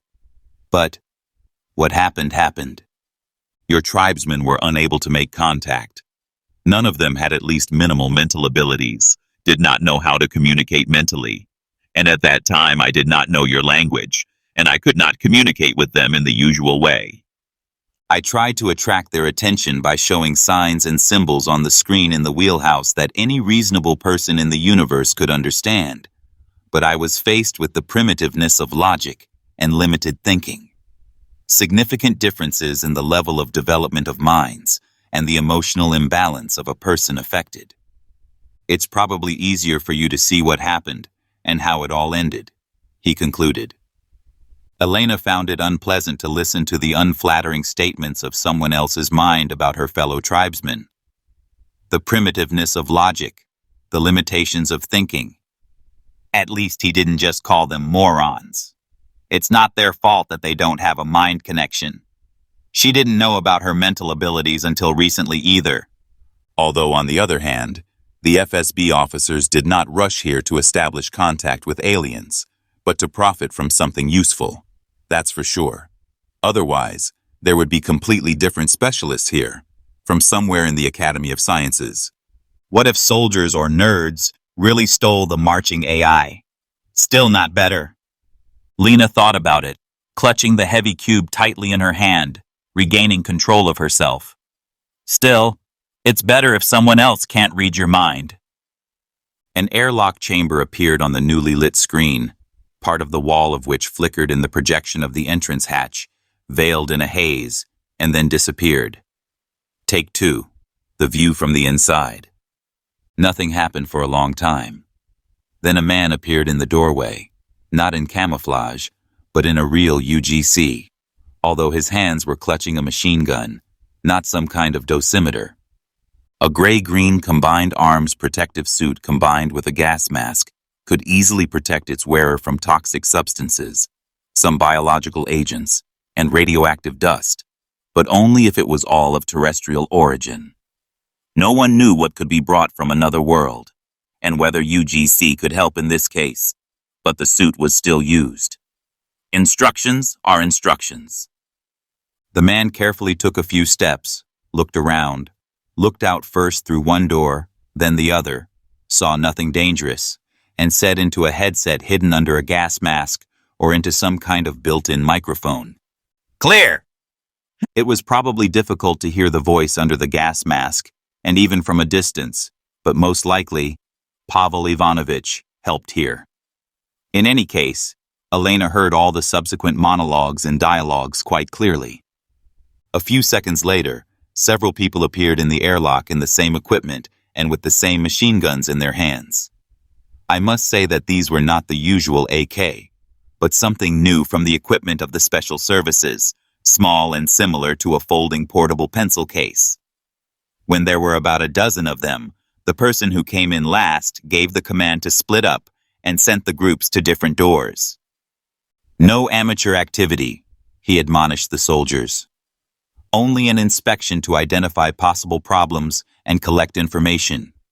In case of a clear threat, nevertheless, try not to engage in a clash, but to withdraw. Everyone should be on the wave, but don't clog the airwaves. Keep in touch with me. All the pictures from your cameras will go to me and to the center. They will tell us what and how. Everything else is a matter for our nerds. Lena was amazed that here, among the military, scientists are called the same as in real life. The ship's cameras didn't show anything interesting for a couple of minutes. Corridors, soldiers covering each other, more corridors, ceiling lights of an unusual ellipsoid shape lighting up as people moved, more soldiers.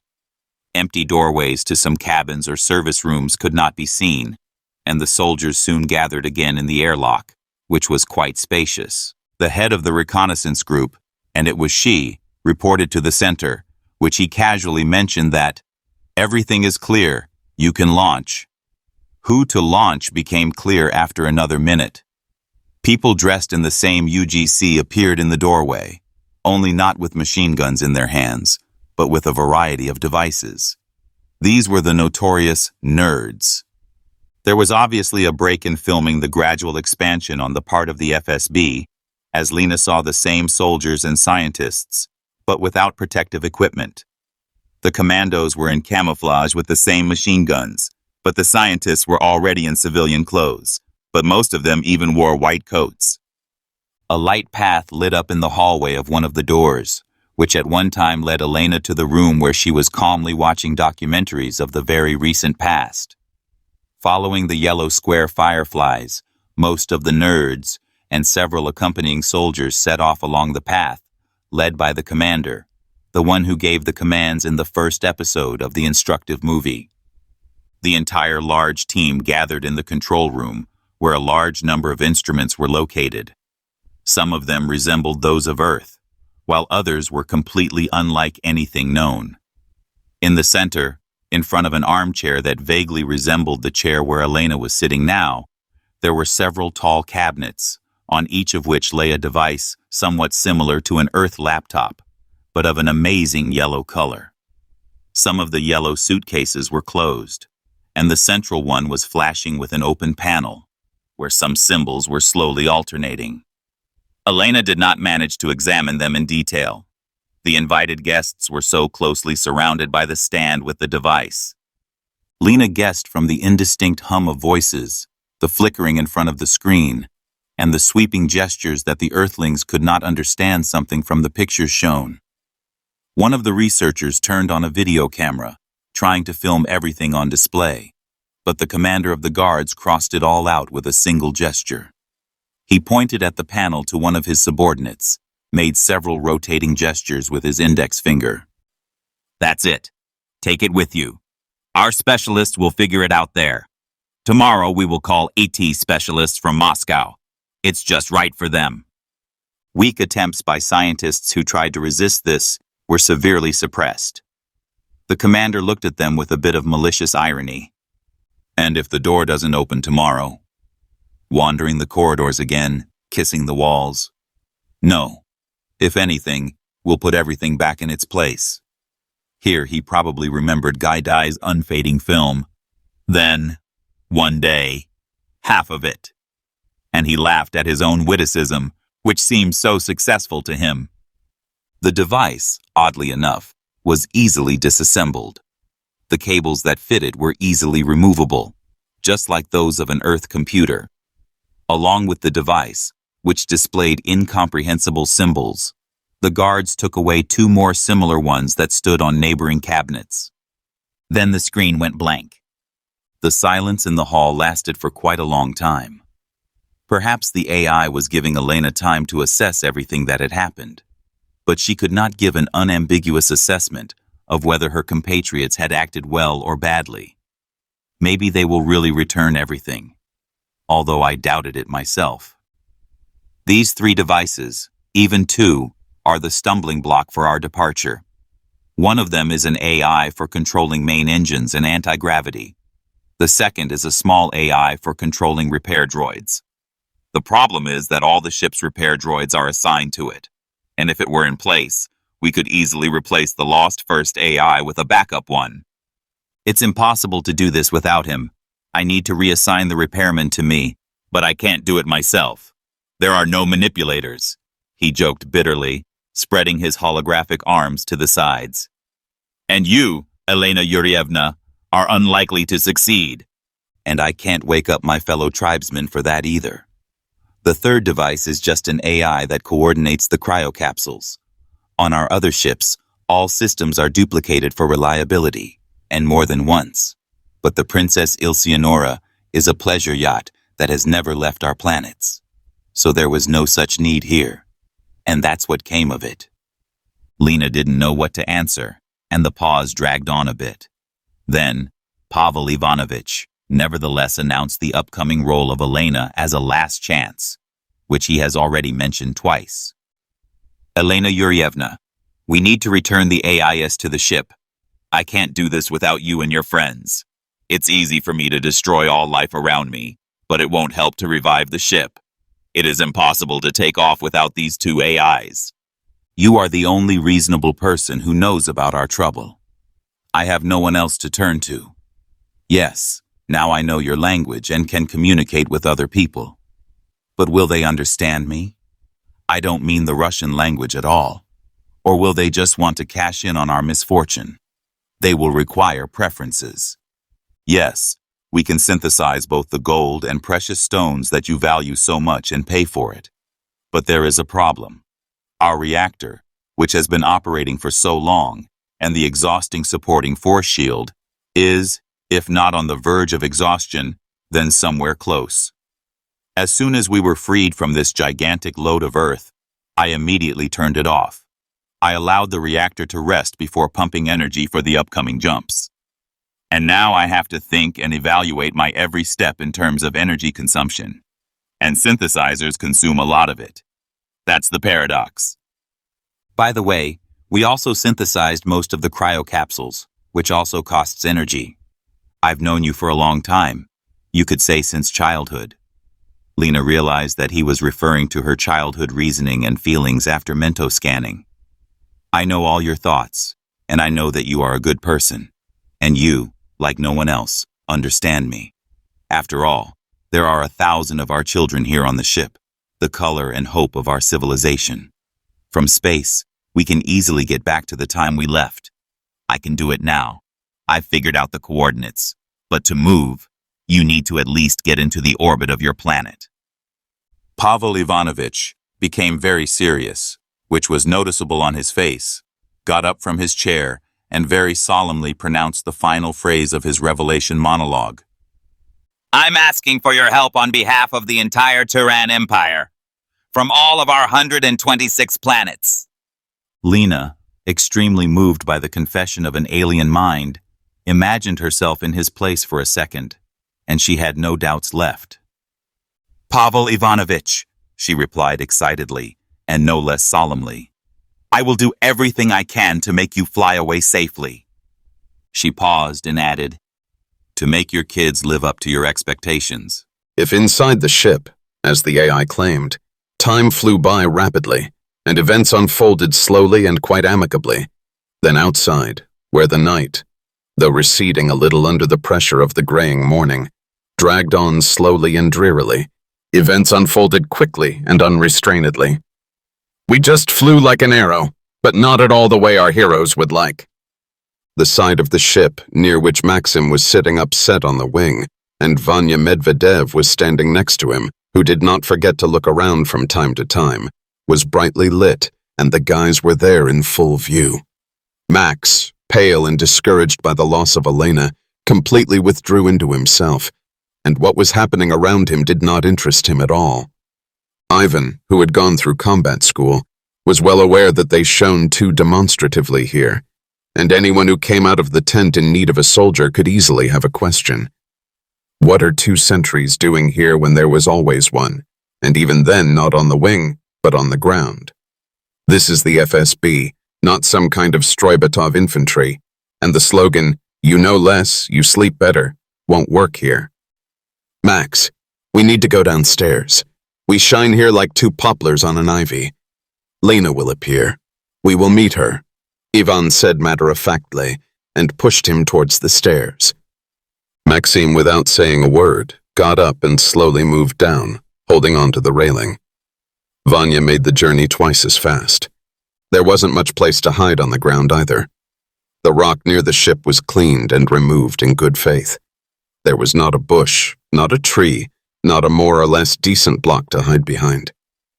A sleeping sentry from the FSB was lying quietly near one of the yacht's pillars, and Max was sitting next to him. Ivan, on the other hand, began to portray a bored sentry, which he succeeded in doing at one time, guarding a lowered barrier, and gained undoubtedly necessary life experience. Everything seemed to be going as usual, where they were always lucky. It turned out that it really only seemed.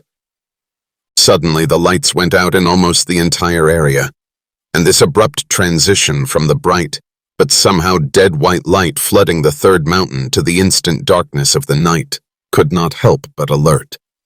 Only somewhere far along the perimeter on the opposite side of the dump, near the old secondment, and at the barrier at the checkpoint, single yellow lanterns continued to shine. Ivan immediately realized that this was not a short circuit, of course, and he needed to get out of here as quickly as possible. But he couldn't leave Maxim, who was not quite adequate. The only thing he managed to do before things took a really bad turn was poke Max in the neck and pin him to the ground. He himself sprawled on his stomach behind a support, hiding behind a sleeping FSB officer who did not react to anything. Out of habit, Ivan put the automatic rifle in front of him, but with the remnants of his mind, he realized that it was impossible to remove it from the safety.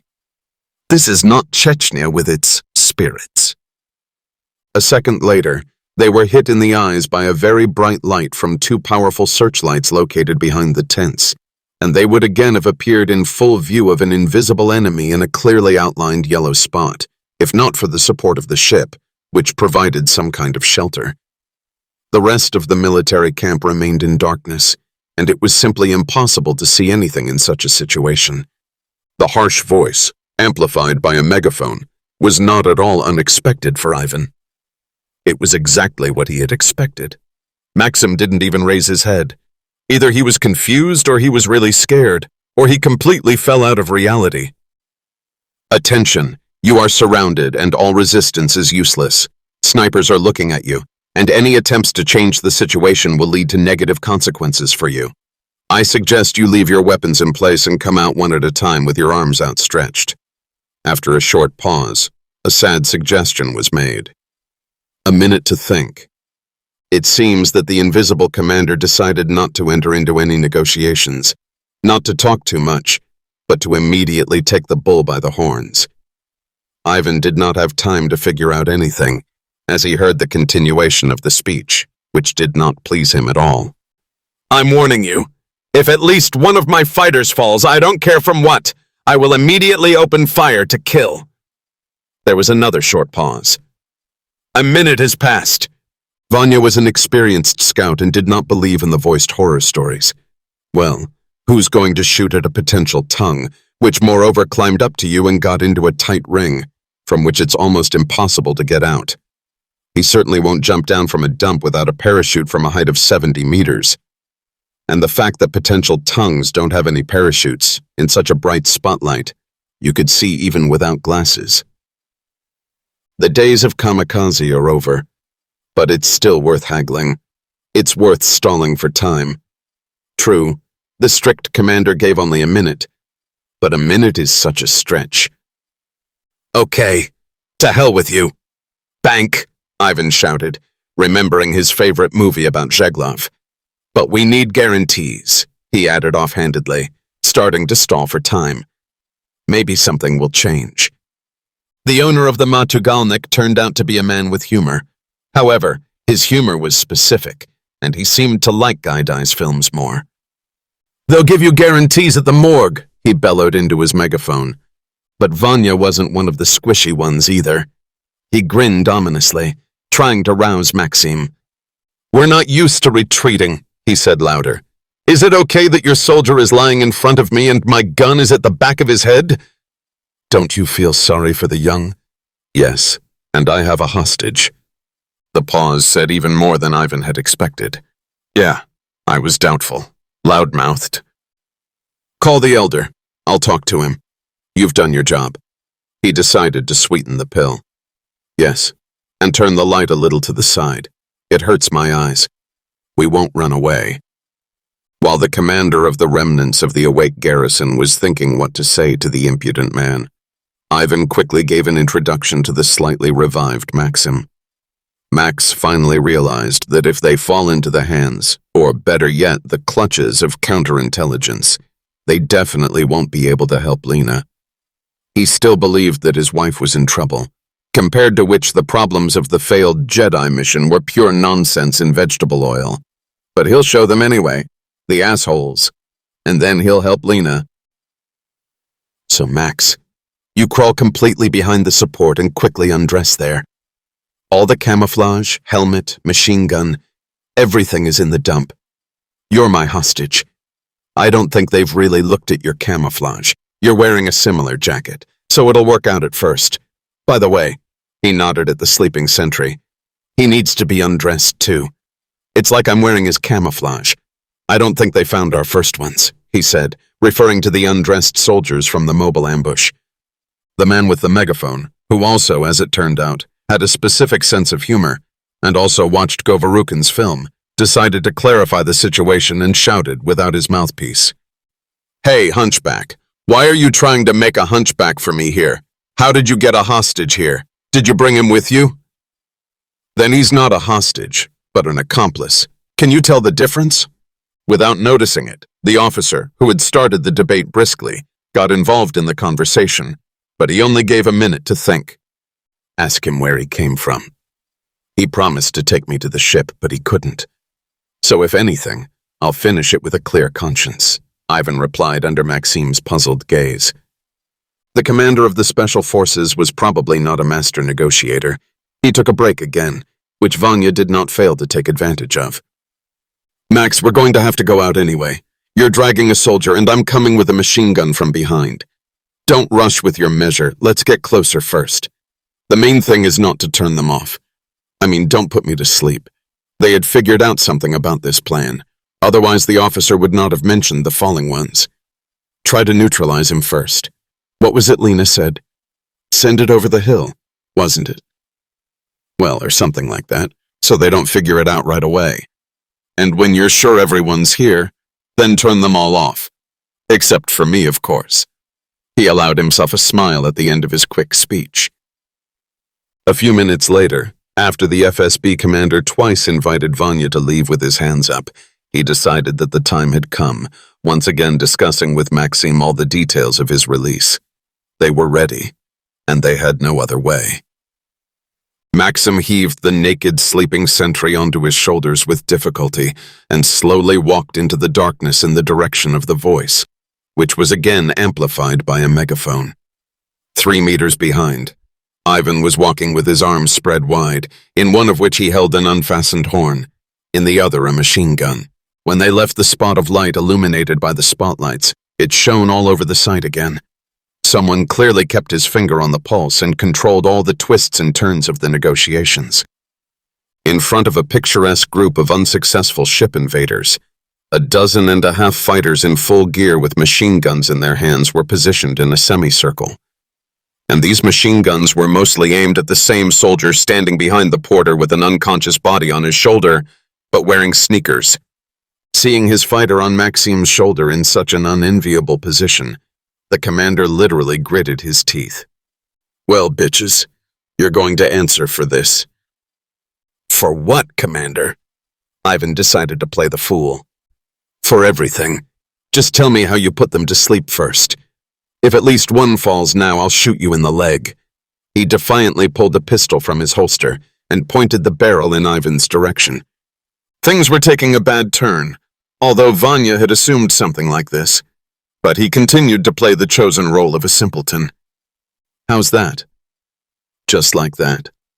He held out his palm with outstretched fingers, twirled it in the air, and clenched his fingers into a fist a couple of times, as if he were smart enough to understand everything, but phlegmatically added, "With Floratane.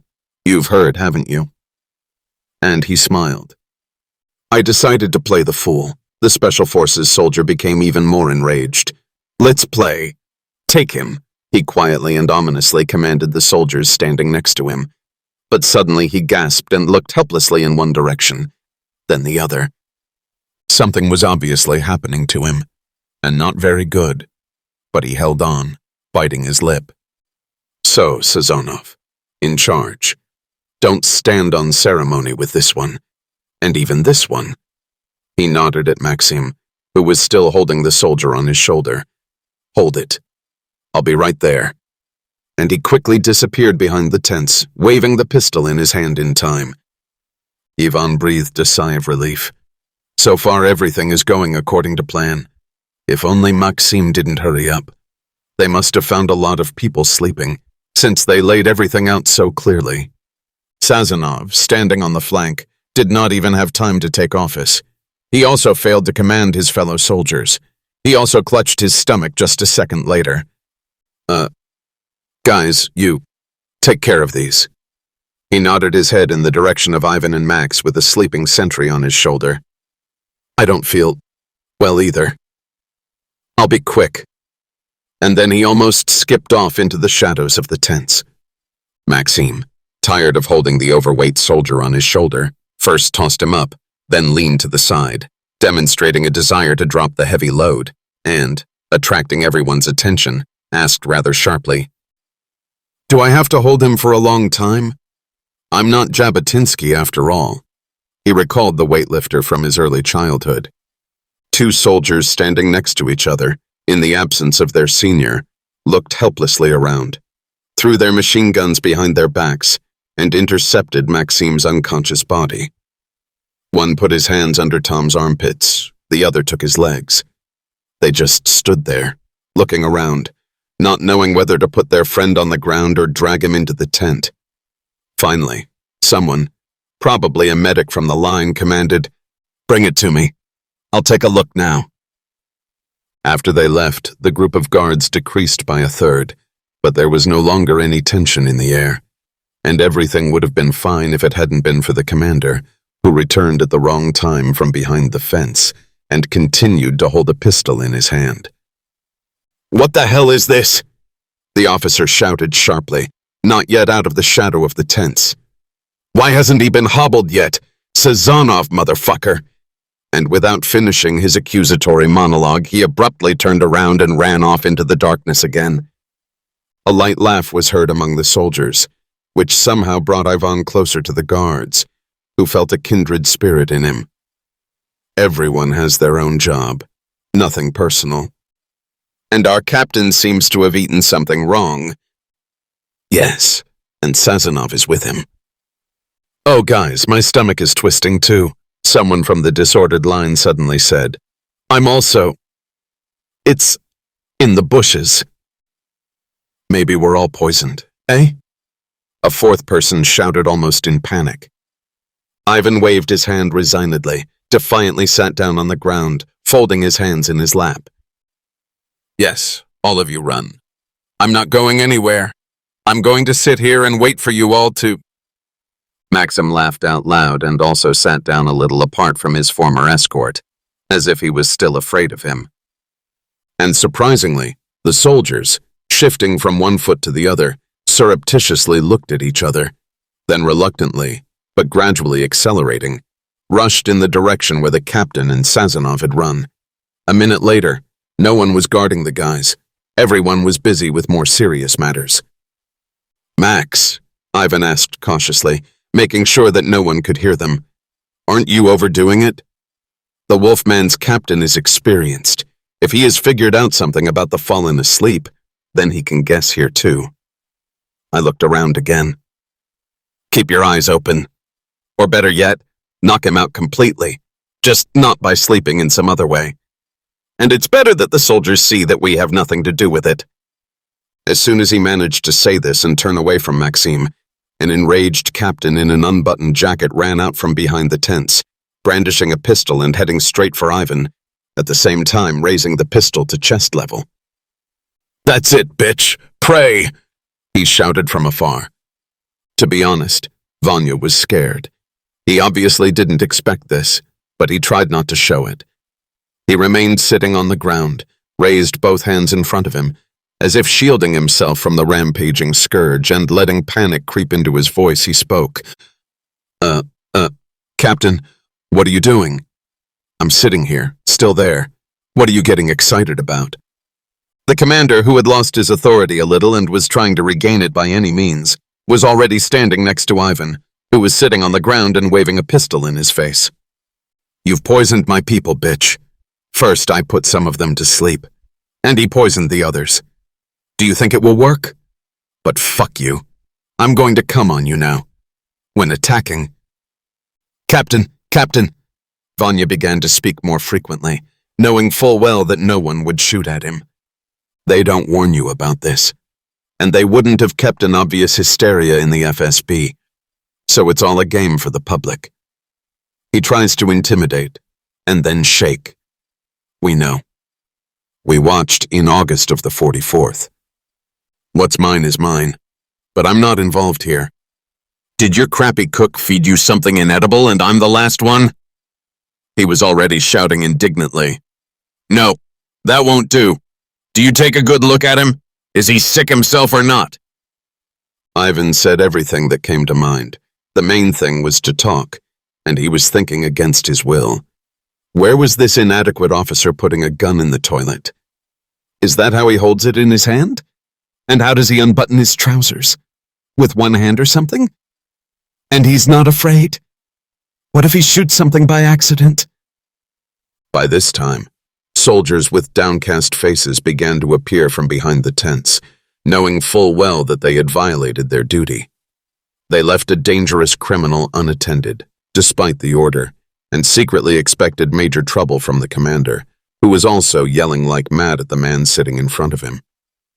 But suddenly, before he could finish another soldier's horror story, he doubled over and literally suffocated in a fit of vomiting, which was repeated over and over again. It was so unexpected that everyone froze with their mouths open until the exhausted officer fell first to his knees and then to his side. "That's it," Ivan said gloomily. "There won't be any kin." He turned to Maxim and said something only he understood. "Turn out the lights." The small AIs that had been stolen, or maybe actually taken for temporary use purely for studying, which was still hard to believe, were found surprisingly quickly. I didn't even have to look for them much. Pavel Ivanovich stated that the last time he saw his younger brothers was at the very moment when they were brought into the very laboratory of the nerds, which Vanya called Kung. By that time, the repair droids had managed to repair a number of external scanners, until their master, who controlled this whole rather large horde, was unscrewed from his rightful place, which allowed them to track their way into captivity. The recordings received after the setup were broadcast to the most important AI. It was a small matter. It was necessary to get into the truck, which was closed with tricky locks, and return the managing fellows to their rightful place. There was no need to worry about the sentry who once guarded the secret module. He slept a serene sleep and apparently was not going to wake up. Lena, after all the revelations of the chief conductor in a well-coordinated intellectual orchestra, from where 3 particularly important instruments disappeared, without which it was impossible to achieve a beautiful melody, realized that she could not cope with this task on her own. She did not have such qualifications. So does Max, of course. Maybe Ivan Alexeyevich will help. There was no limit to her amazement when, after brief explanations with Pavel Ivanovich, she finally left the ship through the very hatch door through which she got inside. It was still night outside. The AI had not deceived him about the speed of time, but it was already pale, ready to turn into the ripening morning, although the stars in the sky were still twinkling. Lena looked at the colossal shimmering chaos above her head in a completely different way. After all, this now almost native and not at all mysterious ship came from somewhere from there. I got to him after all, she thought with satisfaction, and only then did she look around. The entire area in front of the ship, right up to the tents standing a little to one side and above, was flooded with a dead white, inanimate light. And at the very edge of light and shadow, about a dozen people in camouflage lay motionless in various bizarre poses, and next to this quietly snoring camouflage team sat her Maxim and Vanya Medvedev, who had gained her full trust in recent days. First of all, reliability and responsibility. She wasn't even afraid to leave Max with him. Leaving all the stories for later, Elena voiced to the men a task that had to be solved at all costs. And in the next half hour, until the approaching dawn replaced the impenetrable darkness of the night and flooded the dark blue firmament with the pink rays of the sun awakening from sleep. After that, people will start to wake up, and some will go to work. Maybe not here at the station, but someone will come here in the morning. On the one hand, the task seemed trivial. To enter the Kung Lab and pick up 3 yellow briefcases there, as Lena dubbed them, which needed to be mounted in the control room of the spacecraft. Just plug in the connectors like a regular computer, or at least one, the one that is an AI for managing repair droids. They will do the rest themselves. The only operational steward droid on the ship who served Elena a drink and whom Pavel Ivanovich could control was not capable of this. On the other hand, the Kung was closed, locked, almost walled up, and it was not so easy to get there. All the attempts of both Ivan, as more experienced in locksmithing, and Maxim, as a beginner who should be lucky, were unsuccessful. Searches for keys in the commander's pockets, in tents, and in the checkpoint trailer also yielded no results. Max's adventurous thoughts of shooting the lock in the door were categorically rejected by Lena. What if the bullet hits the AI?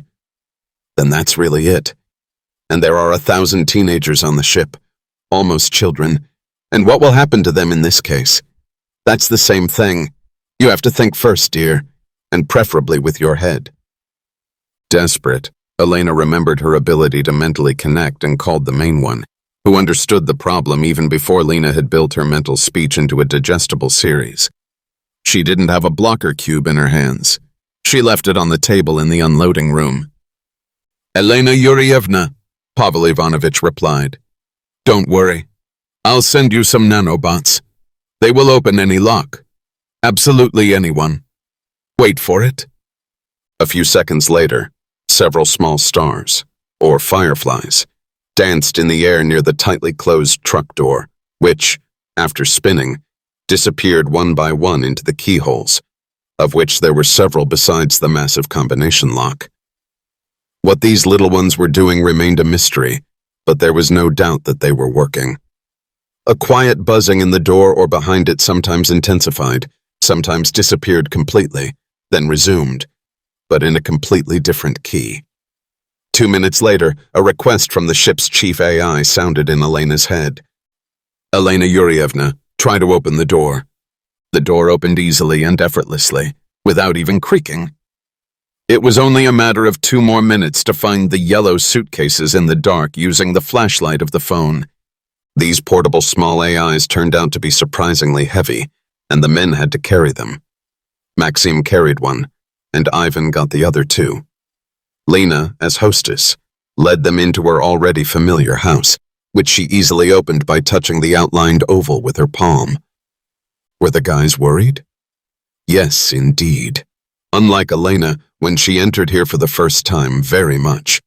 And when, at the end of the light path that led them directly to the control room, they were greeted by a translucent light green Pavel Ivanovich. And even speaking Russian, they simply froze. And if it hadn't been for Elena, who gave them a good punch, they would have stood there with their mouths literally open. I had to work, and work fast. It looks like Pavel Ivanovich was worried himself.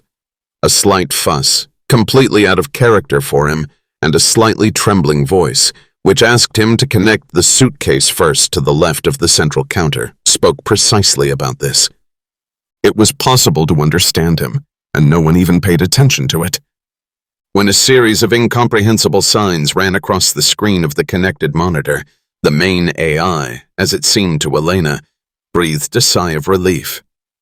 My friends, he exclaimed almost pathetically. "I am very grateful to you. No, more correctly, we are very grateful to you all, our entire civilization. It seems that our problems are being solved positively. I have to leave you for a few minutes and get busy preparing the ship for flight in order to avoid any more surprises. Fortunately, the reactor has already been overclocked.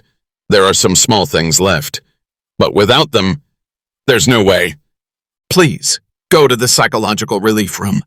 I'll join you as soon as I'm free." And then he got ahead of Elena's unborn thought. "Elena Yurievna, no one will kidnap you. It would be ungrateful of me after all you've done for us." The most important sign of a high level of development of any civilization is the fulfillment of cosmic laws, the main one of which is non-violence at any level. In terms of contact, the freedom of choice and desire of the weak side, which you people are today, must be respected. But you don't want to come with us, do you? No, of course you want to, but you can't. I understand you and respect you even more." After these words, Pavel Ivanovich disappeared. Pretty quickly he began to fade, his contours lost their clarity, and then he either dissolved or evaporated, which again plunged both men into a complete stupor. Following the flickering yellow squares, Lena led the guys back to life after a good shake to the crew's psychological relief room. For the crew, it may have been an unloading room, but for Maxim and Vanya, it became another loading room. Downloaded them in full. Standing in the doorway, they stared in amazement at the waterfall roaring in the corner, and even made a timid attempt to stretch out their hands to the cloud of water dust at its foot. But their activity was limited to this. They looked around in fright at the creaking and hubbub in the tropical thickets, trying to see who was making noise there. With childish delight, they admired the colorful butterflies flying over large flowers, and could not take a step towards this beauty. Lena again had to make efforts to put them in chairs, which again became large and capacious. I wish she hadn't done that. When the chairs began to transform silently, adjusting to the size of the men, they almost jumped up and ran away. And when the steward droid appeared with a tray in his hand, on which there were 3 glasses of tonic, they opened their mouths again. And only the miraculous drink restored their ability to respond adequately to what was happening around them. There was a blocker cube lying forlornly on the table in front of Elena, which she looked at a little distantly, not knowing whether to pick it up or not. It suddenly seemed to her that it wasn't such a bad idea to communicate with the master of the ship by mind link. Yes, even this drink. She didn't have time to think that it would be nice to support the guys, who obviously had a harder time than her, as this robot appeared with a tray. It is clear that he appeared not at her request, but on the orders of Pavel Ivanovich. But how great. Lena decided to test her abilities once again, although she understood that distracting the main AI while preparing the ship for flight was not very good. But he's a 7th-generation AI. It's probably cooler than Julius Caesar, who could do several things at once. And as if responding to her mental appeal, a screen flickered on the wall, and she once again, along with her friends, watched amazing footage of the Earth's distant past. For Max, the sardonic smile of the saber-toothed creature after defeating the thick-skinned hippopotamus turned out to be such a shock that, without realizing what he was doing, he grabbed Ivan's shoulder and squeezed his hand like a vice.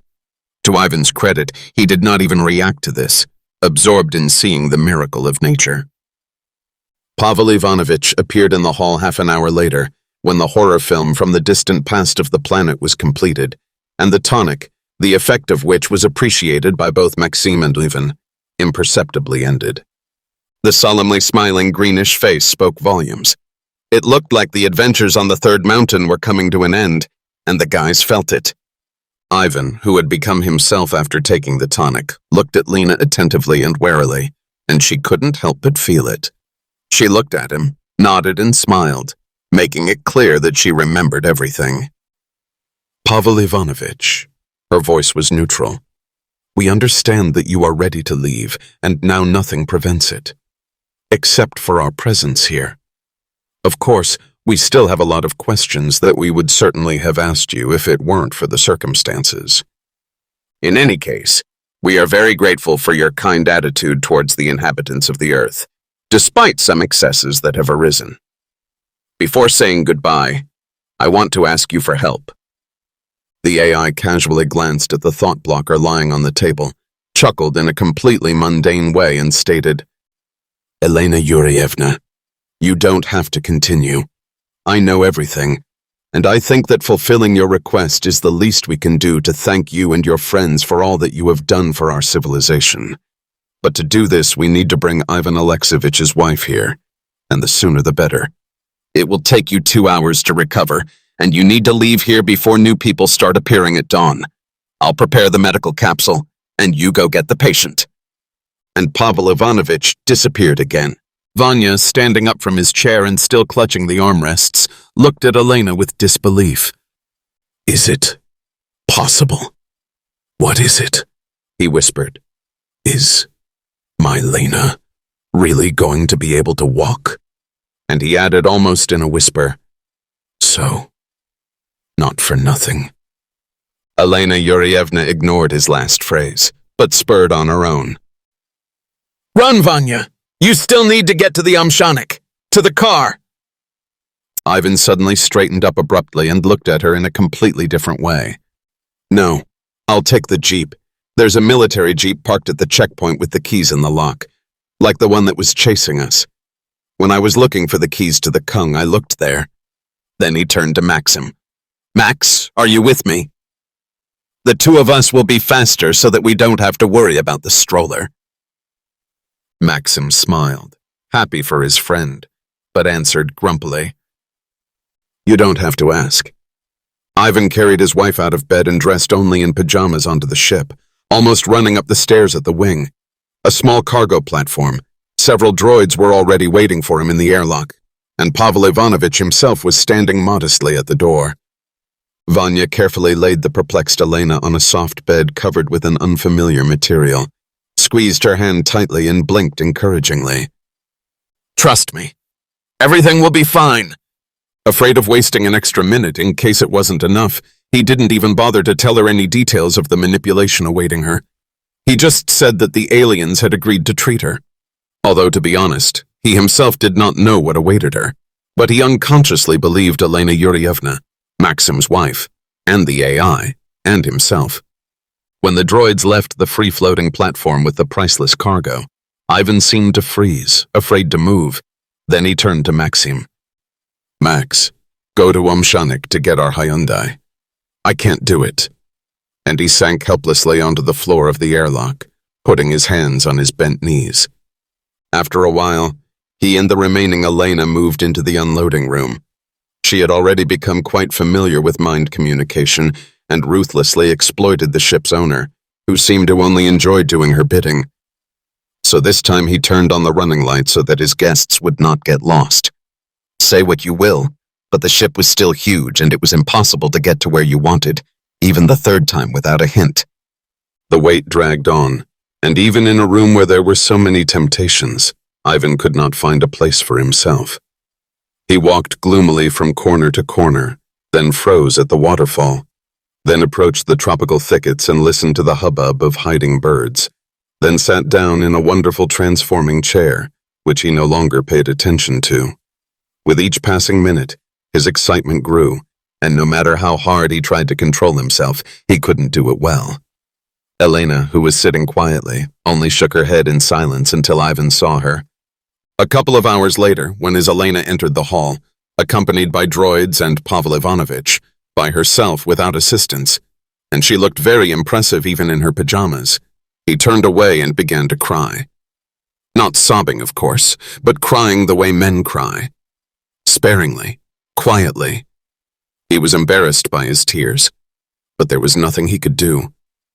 I couldn't even get up and hug my miraculously healed wife until this monstrous tension of waiting subsided. And with that, the tears disappeared. Only then did he get up, hug his standing wife, as if touching her for the first time, and whispered softly in her ear, "I told you." Then almost to the warehouses, "Everything will be fine." They stood for a full minute, and there was no one around who wanted to disrupt this amazing feeling of happiness. Ivan woke up first, very carefully pulled away from his wife, turned to Elena, who was still sitting in the chair, took a couple of steps towards her, and suddenly knelt down. His eyes were moist, but there were no tears. Elena Yurievna. Lena, I do not know how to thank you.